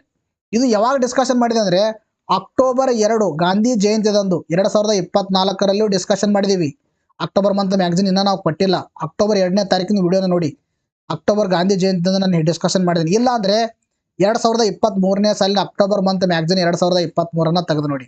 ಕೈಗೊಂಡ ಪ್ರಮುಖ ಚಳವಳಿಗಳು ಅಂತಕ್ಕಂಥದ್ದು ಗಾಂಧಿ ಜಯಂತಿ ಸಂದರ್ಭದಲ್ಲಿ ಡಿಸ್ಕಷನ್ ಮಾಡಿದ್ದೀನಿ. ಕಾಣಿಸ್ತಾ ಇದೆನಾ, ಚಂಪಾರಣ ಸತ್ಯಾಗ್ರಹ 1917 ಮೊದಲ ಕಾನೂನುಭಂಗ ಚಳವಳಿಯಾಗಿದೆ. ರೈಟು ಹಂಗೆ ಕೊಟ್ಟಿದ್ದಾರೆ ಸೇಮ್ ಅರ್ಥ ಆಯ್ತಾ.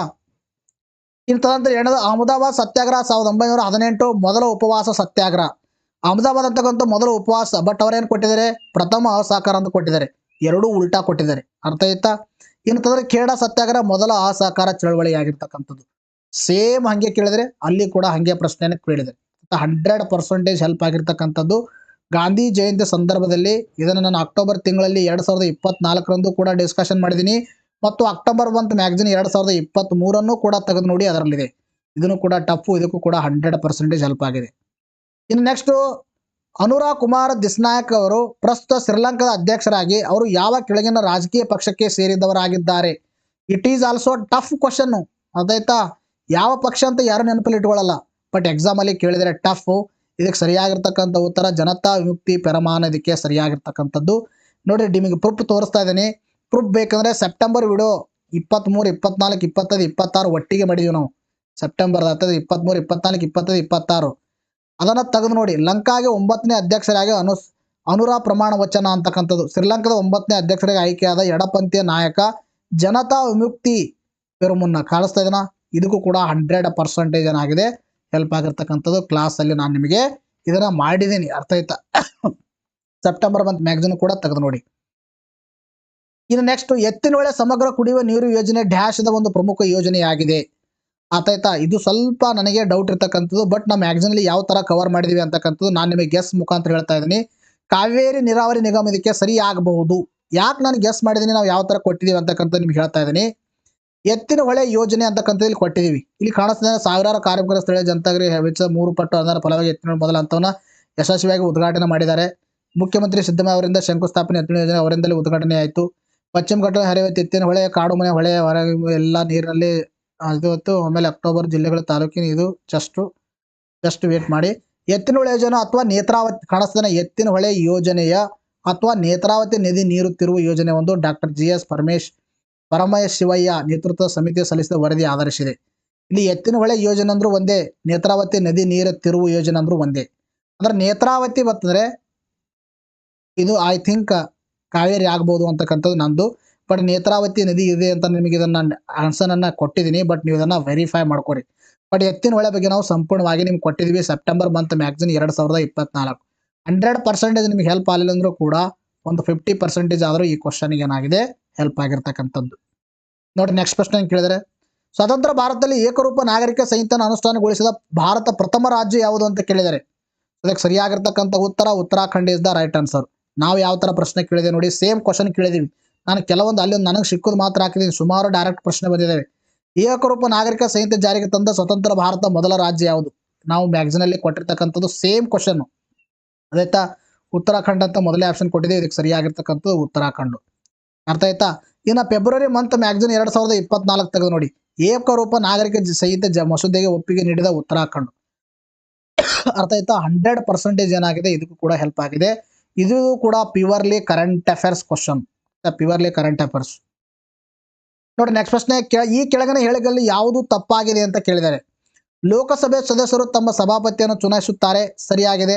ರಾಜ್ಯಸಭೆ ಸದಸ್ಯರು ತಮ್ಮ ಸಭಾಧ್ಯಕ್ಷರನ್ನು ಚುನಾಯಿಸುತ್ತಾರೆ, ಇದು ತಪ್ಪಾಗಿರ್ತಕ್ಕಂಥದ್ದು. ಯಾಕಂತಕ್ಕಂತ ಹೇಳ್ತೀನಿ. ವಿಧಾನಸಭೆ ಸದಸ್ಯರು ತಮ್ಮ ಸಭಾಪತಿಯನ್ನು ಚುನಾಯಿಸುತ್ತಾರೆ, ವಿಧಾನ ಪರಿಷತ್ ಸದಸ್ಯರು ತಮ್ಮ ಸಭಾಧ್ಯಕ್ಷರನ್ನು ಚುನಾಯಿಸುತ್ತಾರೆ. ಇಲ್ಲಿ ತಪ್ಪಾಗಿದೆ ಅಂತ ಕೇಳಿದರೆ ಯಾವ ಹೇಳಿಕೆ ತಪ್ಪಾಗಿದೆ ಅಂತಕ್ಕಂಥದ್ದು. ಇಲ್ಲಿ ರಾಜ್ಯಸಭೆಗೆ ಇದು ಸರಿಯಾಗಿರತಕ್ಕಂಥದ್ದು. ಇನ್ನು ವಿಧಾನಸಭೆ ಪರಿಷತ್ ಸದಸ್ಯರು ತಮ್ಮ ಸಭಾಧ್ಯಕ್ಷರನ್ನು ಚುನಾಯಿಸುತ್ತಾರೆ. ಇಲ್ಲಿ ಏನಾದ್ರೆ ಆಟೋಮೆಟಿಕಲಿ ರಾಜ್ಯಸಭೆಗೆ ಆಯ್ಕೆ ಆದರೆ ಅವ್ರು ಏನಾಗಿರ್ತಾರೆ ಅಂದ್ರೆ ಚೇರ್ಮನ್ ಆಗಿ ಆಯ್ಕೆ ಆದರೆ ಅವರು ಉಪರಾಷ್ಟ್ರಪತಿ ಆಗಿರ್ತಾರೆ. ಇದು ಕರೆಕ್ಟು. ಮೋಸ್ಟ್ಲಿ 4ನೇದು ತಪ್ಪಿದೆ. ಆಯ್ತಾ, ಅದು ತೋರಿಸ್ತಾ ಇದೆ ನೋಡಿ ಇಲ್ಲಿ. 14ನೇ ಉಪರಾಷ್ಟ್ರಪತಿ ಆಗಿ ಜಗದೀಪ್ ಧನಕರ್ ಆಯ್ಕೆ. ಆ ಸಂದರ್ಭದಲ್ಲಿ ನಾನು ಡಿಸ್ಕಷನ್ ಮಾಡಿದ್ದೀನಿ. ಜಗದೀಪ್ ಧನಕರ್ 14ನೇ ರಾಷ್ಟ್ರಪತಿ ಆದಕರ ಉಪರಾಷ್ಟ್ರಪತಿ ಹುದ್ದೆಗೇರಿದ ಜಾಡ್ ಸಮುದಾಯದ ಮೊದಲದವರು ಅಂತಕ್ಕಂಥದ್ದು. ಆ ಎಲ್ಲವನ್ನ ಡಿಸ್ಕಷನ್ ಮಾಡಿದ್ದೀನಿ, ತೋರಿಸ್ತಾ ಇದ್ದೀನಿ. 2ನೇ ಅತ್ಯುನ್ನತ ಹುದ್ದೆ ಆಗಿದೆ. ಆಮೇಲೆ 64ನೇ ವಿದ್ಯಾನ ಉಪರಾಷ್ಟ್ರಗಳು ರಾಜ್ಯಸಭೆ ಪದನಿಮಿತ್ತ ಅಧ್ಯಕ್ಷರಾಗಿರ್ತಾರೆ. ಅರ್ಥ ಆಯ್ತಾ? ಪದನಿಮಿತ್ತ ಡೈರೆಕ್ಟ್ ಆಗಿಬಿಟ್ಟಿರ್ತಾರ. ಅರ್ಥ ಆಯ್ತಾ? ಇದು ಏನಂದ್ರೆ 100% ಹೆಲ್ಪ್ ಆಗಿರ್ತಕ್ಕಂಥದ್ದು. ನೋಡಿ, ಇದು ನಿಮಗೇನು ಕೇಳಿದ್ರೆ ಈ ಕ್ವಶನ್ ಇದು ಇಲ್ಲಿ ತಪ್ಪಾಗಿರ್ತಕ್ಕಂಥದ್ದು. ಅರ್ಥ ಆಯ್ತಾ? ಇದು ಏನಂದ್ರೆ ಇದಕ್ಕೆ 100% ಹೆಲ್ಪ್ ಆಗಿದೆ ಈ ಸ್ಟೇಟ್ಮೆಂಟ್. ಇನ್ನು ನೆಕ್ಸ್ಟ್ ಏನಂದ್ರೆ ಜೂನ್ ಮಂತ್ ಮ್ಯಾಗ್ಝಿನ್ 2024 18ನೇ ಲೋಕಸಭಾ ಸ್ಪೀಕರ್ ಆಗಿ ಓಂ ಬಿರ್ಲಾ ಆಯ್ಕೆ ಅಂತ ಕೊಟ್ಟಿದ್ದಾರೆ. ಅರ್ಥ ಆಯ್ತಾ? 18ನೇ ಸ್ಪೀಕರ್ ಆಗಿ ಓಂ ಬಿರ್ಲಾ ಆಯ್ಕೆ ಅಂತ ಇಲ್ಲಿ ಏನು ಕೊಟ್ಟಿದ್ದಾರೆ. ಸೊ ಇದಕ್ಕೆ ಸರಿಯಾಗಿರ್ತಕ್ಕಂಥದ್ದು ಇಲ್ಲಿ ನಿಮಗೆ ಯಾಕೆ ನಾನು ಇದನ್ನು ಕೊಟ್ಟಿದ್ದೇನೆ ಅಂದರೆ, ಸ್ಪೀಕರ್ ಆಯ್ಕೆ ಆದಕ್ರೆ ಯಾವಾಗ ಒಂದು ನೂತನ ಸ್ಪೀಕರ್ ಆಗಿ ಆಯ್ಕೆ ಆದರೂ ಆ ಸಂದರ್ಭದಲ್ಲಿ ಡಿಸ್ಕಷನ್ ಮಾಡಿದ್ದೀನಿ. ಜೂನ್ ಮಂತ್ ಮ್ಯಾಗ್ಝಿನ್ 2024 ಇಲ್ಲಿ ನೋಡ್ರಿ, ಇಲ್ಲೆಲ್ಲ ಕೊಟ್ಟಿದ್ದೀವಿ. 5 ದಶಕದ ಬಳಿಕ ಸಭಾಧ್ಯಕ್ಷ ಸ್ಥಾನ ನಡೆದ ಚುನಾವಣೆಯಲ್ಲಿ ಪ್ರತಿಪಕ್ಷದ ಮೈತ್ರಿ ಕೂಡ INDI ಕಾಣಿಸ್ತಾ ಇದೆನಾ? INDI ಇದ್ರ ಮೇಲೆ ಒಂದು ಪ್ರಶ್ನೆ ಕೇಳಿದರೆ, ಅಭ್ಯರ್ಥಿ ಸುರೇಶ್ ಅವರನ್ನ ಸೋಲಿಸಿದ INDII ಅವರು ಸತತ 2ನೇ ಬಾರಿಗೆ ಸ್ಪೀಕರ್ ಸ್ಥಾನವನ್ನು ಅಲಂಕರಿಸಿದರು. ಕಾಂಗ್ರೆಸ್ ಬಲರಾಮ್ ಜಾಖಡ್ 1890ರಿಂದ ಇವರು ಆಗಿದ್ರು ಅಂತಕ್ಕಂಥ ಕೊಟ್ಟಿದ್ದೀವಿ. ಸಂವಿಧಾನದ 93ನೇ ವಿಧಿಯ ಒಂದು ಲೋಕಸಭಾ ಸ್ಥಾನಕ್ಕೆ ಅವಕಾಶ ಕಲ್ಪಿಸಿದೆ ಅಂತ ಕೊಟ್ಟಿದ್ದೀವಿ. ಲೋಕಸಭೆ ಸದಸ್ಯರ ಮೊದಲ ಅಧಿವೇಶನದಲ್ಲಿ ತಮ್ಮಲ್ಲೇ ಒಬ್ಬರನ್ನ ಸಭಾಧ್ಯಕ್ಷರನ್ನೇ ಕಾಣಿಸ್ತಾ ಇದೆ. ಇದು ಸ್ಟೇಟ್ಮೆಂಟ್ ಲಾಸ್ಟ್ ನೋಡಿ. ಲೋಕಸಭೆ ಸದಸ್ಯರು ಮೊದಲನೇ ಅಧಿವೇಶನದಲ್ಲಿ ತಮ್ಮಲ್ಲೇ ಒಬ್ಬರನ್ನ ಸಭಾಧ್ಯಕ್ಷರಾಗಿ ನೇಮಿಸ್ತಾರೆ. ಅದರ ಅರ್ಥ ಏನಾಯ್ತು? ಇಲ್ಲಿ ಸ್ಟೇಟ್ಮೆಂಟು ಮೊದಲನೇ ಸ್ಟೇಟ್ಮೆಂಟ್ ಕವರ್ ಆಯಿತು, 2ನೇ ಸ್ಟೇಟ್ಮೆಂಟ್ ಕವರ್ ಆಯಿತು. ಅರ್ಥ ಆಯ್ತಾ? 2ನೇ ಸ್ಟೇಟ್ಮೆಂಟ್ ಕವರ್ ಆಯಿತು. 2ನೇ ಸ್ಟೇಟ್ಮೆಂಟ್ ಕವರ್ ಆಯ್ತು ಏನಂದ್ರೆ ನಮಗೆ ಆನ್ಸರ್ ಬಂದಿವಿ. ಯಾಕಂದ್ರೆ 2ನೇ ಆನ್ಸರ್ ಕ್ವಶನ್ ತಪ್ಪಾಗಿದೆ. ಇದರಲ್ಲಿ ರಾಜ್ಯಸಭೆ ಸದಸ್ಯರು ತಮ್ಮ ಸಭಾಧ್ಯಕ್ಷರನ್ನು ಚುನಾವಣೆ ಮಾಡಲ್ಲ, ಉಪರಾಷ್ಟ್ರಪತಿಯನ್ನು ಆಯ್ಕೆ ಮಾಡ್ತಾರ. ಯಾರು ಉಪರಾಷ್ಟ್ರಪತಿ ಆದ್ರೆ ಅವ್ರು ಆಟೋಮೆಟಿಕಲ್ ಆಗಿ ಏನಾಗಿರ್ತಾರ, ರಾಜ್ಯಸಭೆಯ ಪದನಿಮಿತ್ತ ಅಧ್ಯಕ್ಷರು ಆಗಿರ್ತಾರೆ.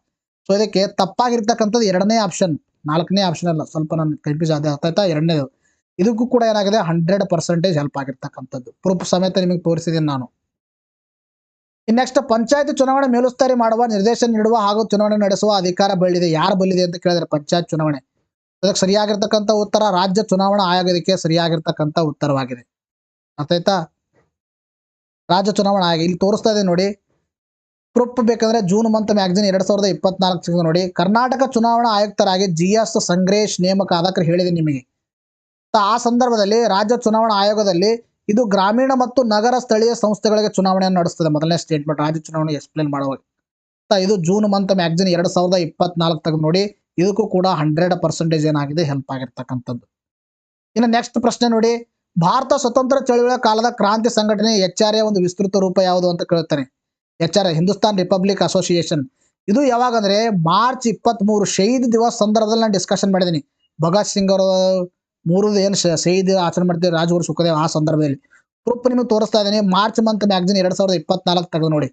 ಹಿಂದೂಸ್ತಾನ್ ರಿಪಬ್ಲಿಕ್ ಅಸೋಸಿಯೇಷನ್ ಆಯ್ತಾ, HRA ಎಕ್ಸಾಮ್ ಅಲ್ಲಿ ಬಂದಿರತಕ್ಕಂಥದ್ದು. ಇಲ್ಲಿ ಬ್ರಾಕೆಟ್ ಅಲ್ಲಿ ನಾವು HRA ಕೊಟ್ಟಿಲ್ಲ ಅಷ್ಟೇ, ನೀವು ಕನ್ಫ್ಯೂಸ್ ಆಗುವಂತಿಲ್ಲ ಅಲ್ಲಿ. ಅರ್ಥ ಆಯ್ತಾ. 100% ಏನಾಗಿದೆ ಇದಕ್ಕೂ ಕೂಡ ಹೆಲ್ಪ್ ಆಗಿರ್ತಕ್ಕಂಥದ್ದು. ಈ ಕ್ವಶನ್ ಕೂಡ ಪ್ರೂಫ್ ಬೇಕಂದ್ರೆ ಮಾರ್ಚ್ ಮಂತ್ ಮ್ಯಾಗಜಿನ್ 2024 ತೆಗೆದು ನೋಡಿ. ಈ ಕೆಳಗಡೆ ಯಾವ ಜೋಡಿ ಬೆಳಗಾವಿ ಮ್ಯಾಜಿನಿಕ್ ಕ್ಲಬ್ ಕ್ರಾಂತಿಯನ್ನು ಸಂಘಟನೆ ಸ್ಥಾಪಿಸಿದ್ರು ಅಂತ ಕೇಳಿದ್ದಾರೆ. ಅದಕ್ಕೆ ಸರಿಯಾಗಿರ್ತಕ್ಕಂಥ ಉತ್ತರ ಯಾವುದಂದ್ರೆ ಗೋವಿಂದರಾವ್ ಯಾಳಗಿ ಮತ್ತು ಹನುಮಂತರಾವ್ ದೇಶಪಾಂಡೆ. ಇದಕ್ಕೆ ಸರಿಯಾಗಿರ್ತಕ್ಕಂಥ ಉತ್ತರ. ಇದು ಯಾವಾಗ ಕವರ್ ಮಾಡಿದೆ ಅಂದ್ರೆ ನಾವು ಕರ್ನಾಟಕ ರಾಜ್ಯೋತ್ಸವ ಸಂದರ್ಭದಲ್ಲಿ ಕರ್ನಾಟಕದ ಬ್ರೀಫ್ ಆಗಿ ಹಿಸ್ಟ್ರಿ ಕೊಟ್ಟಿದ್ದೀವಿ ನಾವು. ಎದರಲ್ಲಿ ಅಂದ್ರೆ ನವೆಂಬರ್ ಮಂತ್ ಮ್ಯಾಗಜಿನ್ ಅಲ್ಲಿ. ಅದು ತೆಗೆದು ನೋಡಿ ನಿಮ್ಗೆ ಗೊತ್ತಾಗುತ್ತೆ. ನವೆಂಬರ್ ಮಂತ್ ಮ್ಯಾಗಜಿನ್ 2023 ತೆಗೆದು ನೋಡಿ. 1907ರಲ್ಲಿ ಮ್ಯಾಜಿನಿಕ್ ಕ್ಲಬ್ ಎಂಬ ರಹಸ್ಯ ಸಂಘ ಸ್ಥಾಪಿಸಿದರು ಗೋವಿಂದರಾವ್ ಯಾಳಗಿ ಮತ್ತು ಹನುಮಂತರಾವ್ ದೇಶಪಾಂಡೆ. ಅರ್ಥ ಆಯ್ತಾ, ಕವರ್ ಆಗಿದೆ. 100% ಹೆಲ್ಪ್ ಆಗಿದೆ. ಪ್ರೂಫ್ ಬೇಕಂದ್ರೆ ನವೆಂಬರ್ ಮಂತ್ ಮ್ಯಾಗಜಿನ್ 2023 ನೀವು ತೆಗೆದು ನೋಡಿ. ಅರ್ಥ ಆಯ್ತಾ. ಇನ್ನು ಸುಮಾರು ಕ್ವಶನ್ಸ್ಗಳು ಕವರ್ ಆಗಿದ್ದಾವೆ. ಅರ್ಥ ಆಯ್ತಾ. ಅವೆಲ್ಲ ಇಲ್ಲಿ ತೋರಿಸ್ತಾ ಇದೆ ನಿಮಗೆ. 18ನೇ ಲೋಕಸಭೆ ಅತ್ಯಂತ ಹೆಚ್ಚು ಸಂಸದ ಹೊಂದಿರೋ ಪಕ್ಷ ಯಾವುದು ಅಂತ ಕೇಳಿದರೆ ನೋಡ್ರಿ, ನೀವು ಸುಮಾರು ಜನ ಮಾಡ್ತಾರೆ BJP ಅಂತ ಟಿಕ್ ಮಾಡ್ತೀರಿ. BJP ತಪ್ಪು. BJP ಸೇರಿದ ಮೈತ್ರಿ ಒಕ್ಕೂಟ, ದ್ಯಾಟ್ ಈಸ್ NDA ಇದಕ್ಕೆ ಸರಿಯಾಗಿರ್ತಕ್ಕಂಥ ಉತ್ತರ ಆಗಿರ್ತಕ್ಕಂಥದ್ದು. ಇದು ಯಾವಾಗ ಎಕ್ಸ್ಪ್ಲೇನ್ ಮಾಡಿದೇವೆ ಅಂದ್ರೆ ನರೇಂದ್ರ ಮೋದಿ 3ನೇ ಬಾರಿಗೆ ಪ್ರಧಾನಮಂತ್ರಿಯಾಗಿ ಏನು ಆಯ್ಕೆ ಆದರೂ ಆ ಸಂದರ್ಭದಲ್ಲಿ ಇದನ್ನು ನಾವು ಡಿಸ್ಕಷನ್ ಮಾಡಿದ್ದೀವಿ. ಅರ್ಥ ಆಯ್ತಾ. ಇದಕ್ಕೂ ಕೂಡ ಏನಾಗಿದೆ 100% ಹೆಲ್ಪ್ ಆಗಿರ್ತಕ್ಕಂಥದ್ದು. ನೆಕ್ಸ್ಟ್ ದೀಪಂ ಇದರ ಪೂರ್ಣ ರೂಪ. ದೀಪಂ ಯಾವಾಗ ಡಿಸ್ಕಷನ್ ಮಾಡಿದೀವಿ ಅಂತಕ್ಕಂಥ ನಿಮಗೆ ಹೇಳ್ತಾ ಇದ್ದೀನಿ. ಇವೆಲ್ಲ ನಾನು ನೋಡಕ್ ಹೋಗಿಲ್ಲ, ಇವೆಲ್ಲ ಕವರ್ ಆಗಿದ್ದಾವೆ. 1 ಲೈನರ್ಸ್ ಅಲ್ಲಿ ಕೂಡ ಕವರ್ ಆಗಿದ್ದಾವೆ. ಮತ್ತು ಯಾವಾಗಂದ್ರೆ ನವರತ್ನ ಮತ್ತು ಮಹಾರತ್ನ ಸ್ಟೇಟಸ್ ಕೊಟ್ಟಾಗ ಅದಾವ ಕವರ್ ಮಾಡಿದ್ವಿ ದೀಪಂ ಅಂತಕ್ಕಂಥದ್ದು. ಇನ್ನು next national means cum merit scholarship ಇದು ಕವರ್ ಮಾಡಿದೀವಿ. ವಿದ್ಯಾಜಲಿ ಇದು ಗೊತ್ತಿಲ್ಲ, ಇದು ಮಾಡಿಲ್ಲ ನಾವು ಥಿಂಕು. ಉನ್ನತ ಭಾರತ ಅಭಿಯಾನ ಮಾಡಿದೀವಿ, ಪ್ರಗತಿ ಮಾಡಿದೀವಿ. ಯಾರ ಕ್ಲಾಸ್ ಕೇಳಿದ್ರೆ ಅವ್ರಿಗೆಲ್ಲ ಗೊತ್ತಾಗುತ್ತೆ. ಅರ್ಥ ಇವೆಲ್ಲ ನಾವು ಮಾಡಿರ್ತಕ್ಕಂಥದ್ದು. ನಾನು ಹುಡುಕಾಕಾಗಿಲ್ಲ, ಸುಮಾರು ಜನ ಕಳಿಸಿಲ್ಲ ಇವು ಸ್ಕ್ರೀನ್ಶಾಟ್. ನಮ್ಮ ಒಂದು ಹುಡುಗರು ಯಾರು ನೋಡಿದಾರೆ ಅವರು, ಸೊ ಅವೆಲ್ಲ ಕಳಿಸಿಲ್ಲ, ನಾನು ನೋಡಿಲ್ಲ. ಬಟ್ ನಾವು ಮಾಡಿದೀವಿ. ಅರ್ಥ ಆಯ್ತಾ. ಮ್ಯಾಗಜಿನ್ ಅನ್ನು ತೆಗೆದು ನೋಡಿಲ್ಲ. ಇನ್ನು GPS ಸಂಕೇತಗಳ ನಿಖರತೆ ವಿಶ್ವಾಸ ಹೆಚ್ಚಿಸಲು ಭಾರತ ವಿಮಾನ ನಿಲ್ದಾಣ ಪ್ರಾಧಿಕಾರ ಹಾಗೂ ಭಾರತೀಯ ಬಾಹ್ಯಾಕಾಶ ಸಂಶೋಧನಾ ಸಂಸ್ಥೆ ಜಂಟಿಯಾಗಿ ಅಭಿವೃದ್ಧಿಪಡಿಸಿದ ವ್ಯವಸ್ಥೆ ಹೆಸರು ಏನಂದ್ರೆ ಗಗನ. ಅರ್ಥ ಗಗನ ಇದಕ್ಕೆ ಸರಿಯಾಗಿರ್ತಕ್ಕಂಥದ್ದು. ಡಿಜಿ ಯಾತ್ರಾ ಬಗ್ಗೆ ಮಾಡಿದೀವಿ, ಸುಗಮ್ಯ ಭಾರತ ಅಭಿಯಾನ ಬಗ್ಗೆ ಮಾಡಿದೀವಿ. ಅರ್ಥ ಆಯ್ತಾ. ಇದು ಒಂದ್ರ ಬಗ್ಗೆ ಮಾಡಿಲ್ಲ ನಾವು. ಇದು ನಮಗೆ ಕವರ್ ಮಾಡಿರ್ತಕ್ಕಂಥದ್ದು, ತೋರಿಸ್ತಾ ಇರ್ತಕ್ಕಂಥದ್ದು. ನೆಕ್ಸ್ಟ್ ಕರ್ನಾಟಕ ರೈಲಿಗೆ ಸಂಬಂಧಿಸಿ ಕೆಳಗಂಡ ಯಾವ ಹೇಳಿಕೆ ಸರಿಯಿಲ್ಲ. ಕೊಂಕಣ ರೈಲ್ ಬಗ್ಗೆ ನೀವು ನೋಡಿ ತೆಗೆದು ನೋಡಿ ಯಾವುದು ಸರಿಯಿಲ್ಲ ಅಂತ ಕೇಳಿದರೆ ಇದಕ್ಕೆ ಇದೇ ಸರಿಯಿಲ್ಲ. ಅರ್ಥ ಆಯ್ತಾ. 98ರಲ್ಲಿ ಚಾಲು ಆಗೋದು ಕೊಂಕಣ ರೈಲು ಅಂತ ಸಂದರ್ಭದಲ್ಲಿ ನಾನು ಹೇಳಿದ್ದೀನಿ. ಯಾರೋ ಶ್ರೀಧರ್ ಅಂತಕ್ಕಂಥವ್ರನ್ನ ಪಿತಾಮಹ ಅಂತ ಕರಿತೀವಿ, ನೀವು ತೆಗೆದು ನೋಡಿ ಮ್ಯಾಕ್ಸಿಮಮ್. ಅರ್ಥ ಆಯ್ತಾ. ಇನ್ನು ಇದು 14ನೇ ವಿಧಿ ಕವರ್ ಮಾಡಿದೀವಿ. ಇನ್ನು ಅಲ್ಪಸಂಖ್ಯಾತರ ದಿನ ಸಂದು 30ನೇ ವಿಧಿ ಕವರ್ ಮಾಡಿದೀವಿ. ತದನಂತರದಲ್ಲಿ ಈ ಒಂದು ಅಸ್ಪೃಶ್ಯ ರದ್ದತಿ ಇದ್ರ ಬಗ್ಗೆನೂ ಕೂಡ ಕವರ್ ಮಾಡಿದೀವಿ. ಇನ್ನು ಭಾರತ ರತ್ನ, ಭಾರತ ಇವು ಕೊಡ್ತಾರೆ ನೋಡ್ರಿ, ಪದ್ಮಶ್ರೀ, ಪದ್ಮಭೂಷಣ ಆ ಸಂದರ್ಭದಲ್ಲಿ 18ನೇದು ಕೊಟ್ಟ ಬಿರುದುಗಳ ರದ್ದತಿ, ಅವಾಗ ಇದನ್ನು ಕೂಡ ಕವರ್ ಮಾಡಿದೀವಿ, ಕವರ್ ಆಗಿರ್ತಕ್ಕಂಥದ್ದು. ನೆಕ್ಸ್ಟ್ ವಜ್ರಕ್ಕೆ ಸಂಬಂಧಪಟ್ಟಂತೆ ಯಾವ ಹೇಳಿಕೆ ಸರಿಯಾಗಿದೆ. ಅರ್ಥ ಆಯ್ತಾ. ಇದು ಯಾವಾಗ ಕವರ್ ಮಾಡಿದೆ ಅಂದ್ರೆ ವಜ್ರ ಪತ್ತೆ ಆಯ್ತು ನೋಡ್ರಿ, ಇದು ಒಂದು 2ನೇ ಅತಿ ದೊಡ್ಡ ವಜ್ರ, ಆ ಸಂದರ್ಭದಲ್ಲಿ ಇದು ಕವರ್ ಮಾಡಿದೀವಿ. ಕ್ಲಾಸಲ್ಲಿ ಎಕ್ಸ್ಪ್ಲೇನ್ ಮಾಡಿದ್ದೀನಿ ನಿಮಗೆ ನಾನು. ಅರ್ಥ ಆಯ್ತಾ. ಸುಮಾರು ಇಷ್ಟು ಕ್ವಶನ್ಸ್ಗಳು ನಾವೇನು ಮಾಡಿದೀವಿ, ಕವರ್ ಮಾಡಿದೀವಿ ನೋಡ್ರಿ. ನಿಮಗೆ ಎಷ್ಟಂದ್ರೆ ಒಂದು 30ರಿಂದ 35 ಕ್ವಶನ್ಸ್ಗಳಿದಾವೆ. ನಾನು ಸಿಕ್ಕಿದಷ್ಟೇ ಹಾಕಿದ್ದೀನಿ. ಅರ್ಥ ಆಯ್ತಾ. ಸಿಗಲಾರ್ದು ಸುಮಾರು 30ರಿಂದ 35 ಕ್ವಶನ್ಸ್ಗಳು ನಾವು ಮಾಡಿರ್ತಕ್ಕಂಥ ಅನಲೈಸಿಸ್ ಬಂದಿದೆ. ನಿಮ್ಮಿಂದ ಯಾವುದೂ ಎಕ್ಸ್ಪೆಕ್ಟೇಷನ್ ಬಯಸದೆ, ನಿಮ್ಮಿಂದ ಅಮೌಂಟ್ ಏನು ತೊಗೊಳ್ಳದೆ ಫ್ರೀ ಆಫ್ ಕಾಸ್ಟಲ್ಲಿ ಇಂಥ ವಿಡಿಯೋಸ್ಗಳು ಮಾಡ್ತಾ ಇದ್ದೀವಿ, ನಿಮಗೋಸ್ಕರ ಮಾಡ್ತಾ ಇರ್ತೀವಿ. ವಿಡಿಯೋಸ್ಗಳನ್ನು ನಿಮ್ಮ ಫ್ರೆಂಡ್ಸ್ಗಳಿಗೂ ಶೇರ್ ಮಾಡಿ ಅಂತಕ್ಕಂಥದ್ದು ಹೇಳುತ್ತಾ ಸ್ಪೆಸಿಫಿಕಲಿ ಇವತ್ತಿನ ವಿಡಿಯೋ ಶೇರ್ ಮಾಡಿ ಅಂತ ಹೇಳುತ್ತಾ ಇವತ್ತಿನ ವಿಡಿಯೋನ ಮುಗಿಸ್ತಾ ಇದ್ದೀನಿ. ಮತ್ತೆ ಮುಂದಿನ ವಿಡಿಯೋದಲ್ಲಿ ಭೇಟಿ ಆಗ್ತೀನಿ friends. Thank you, take care, bye.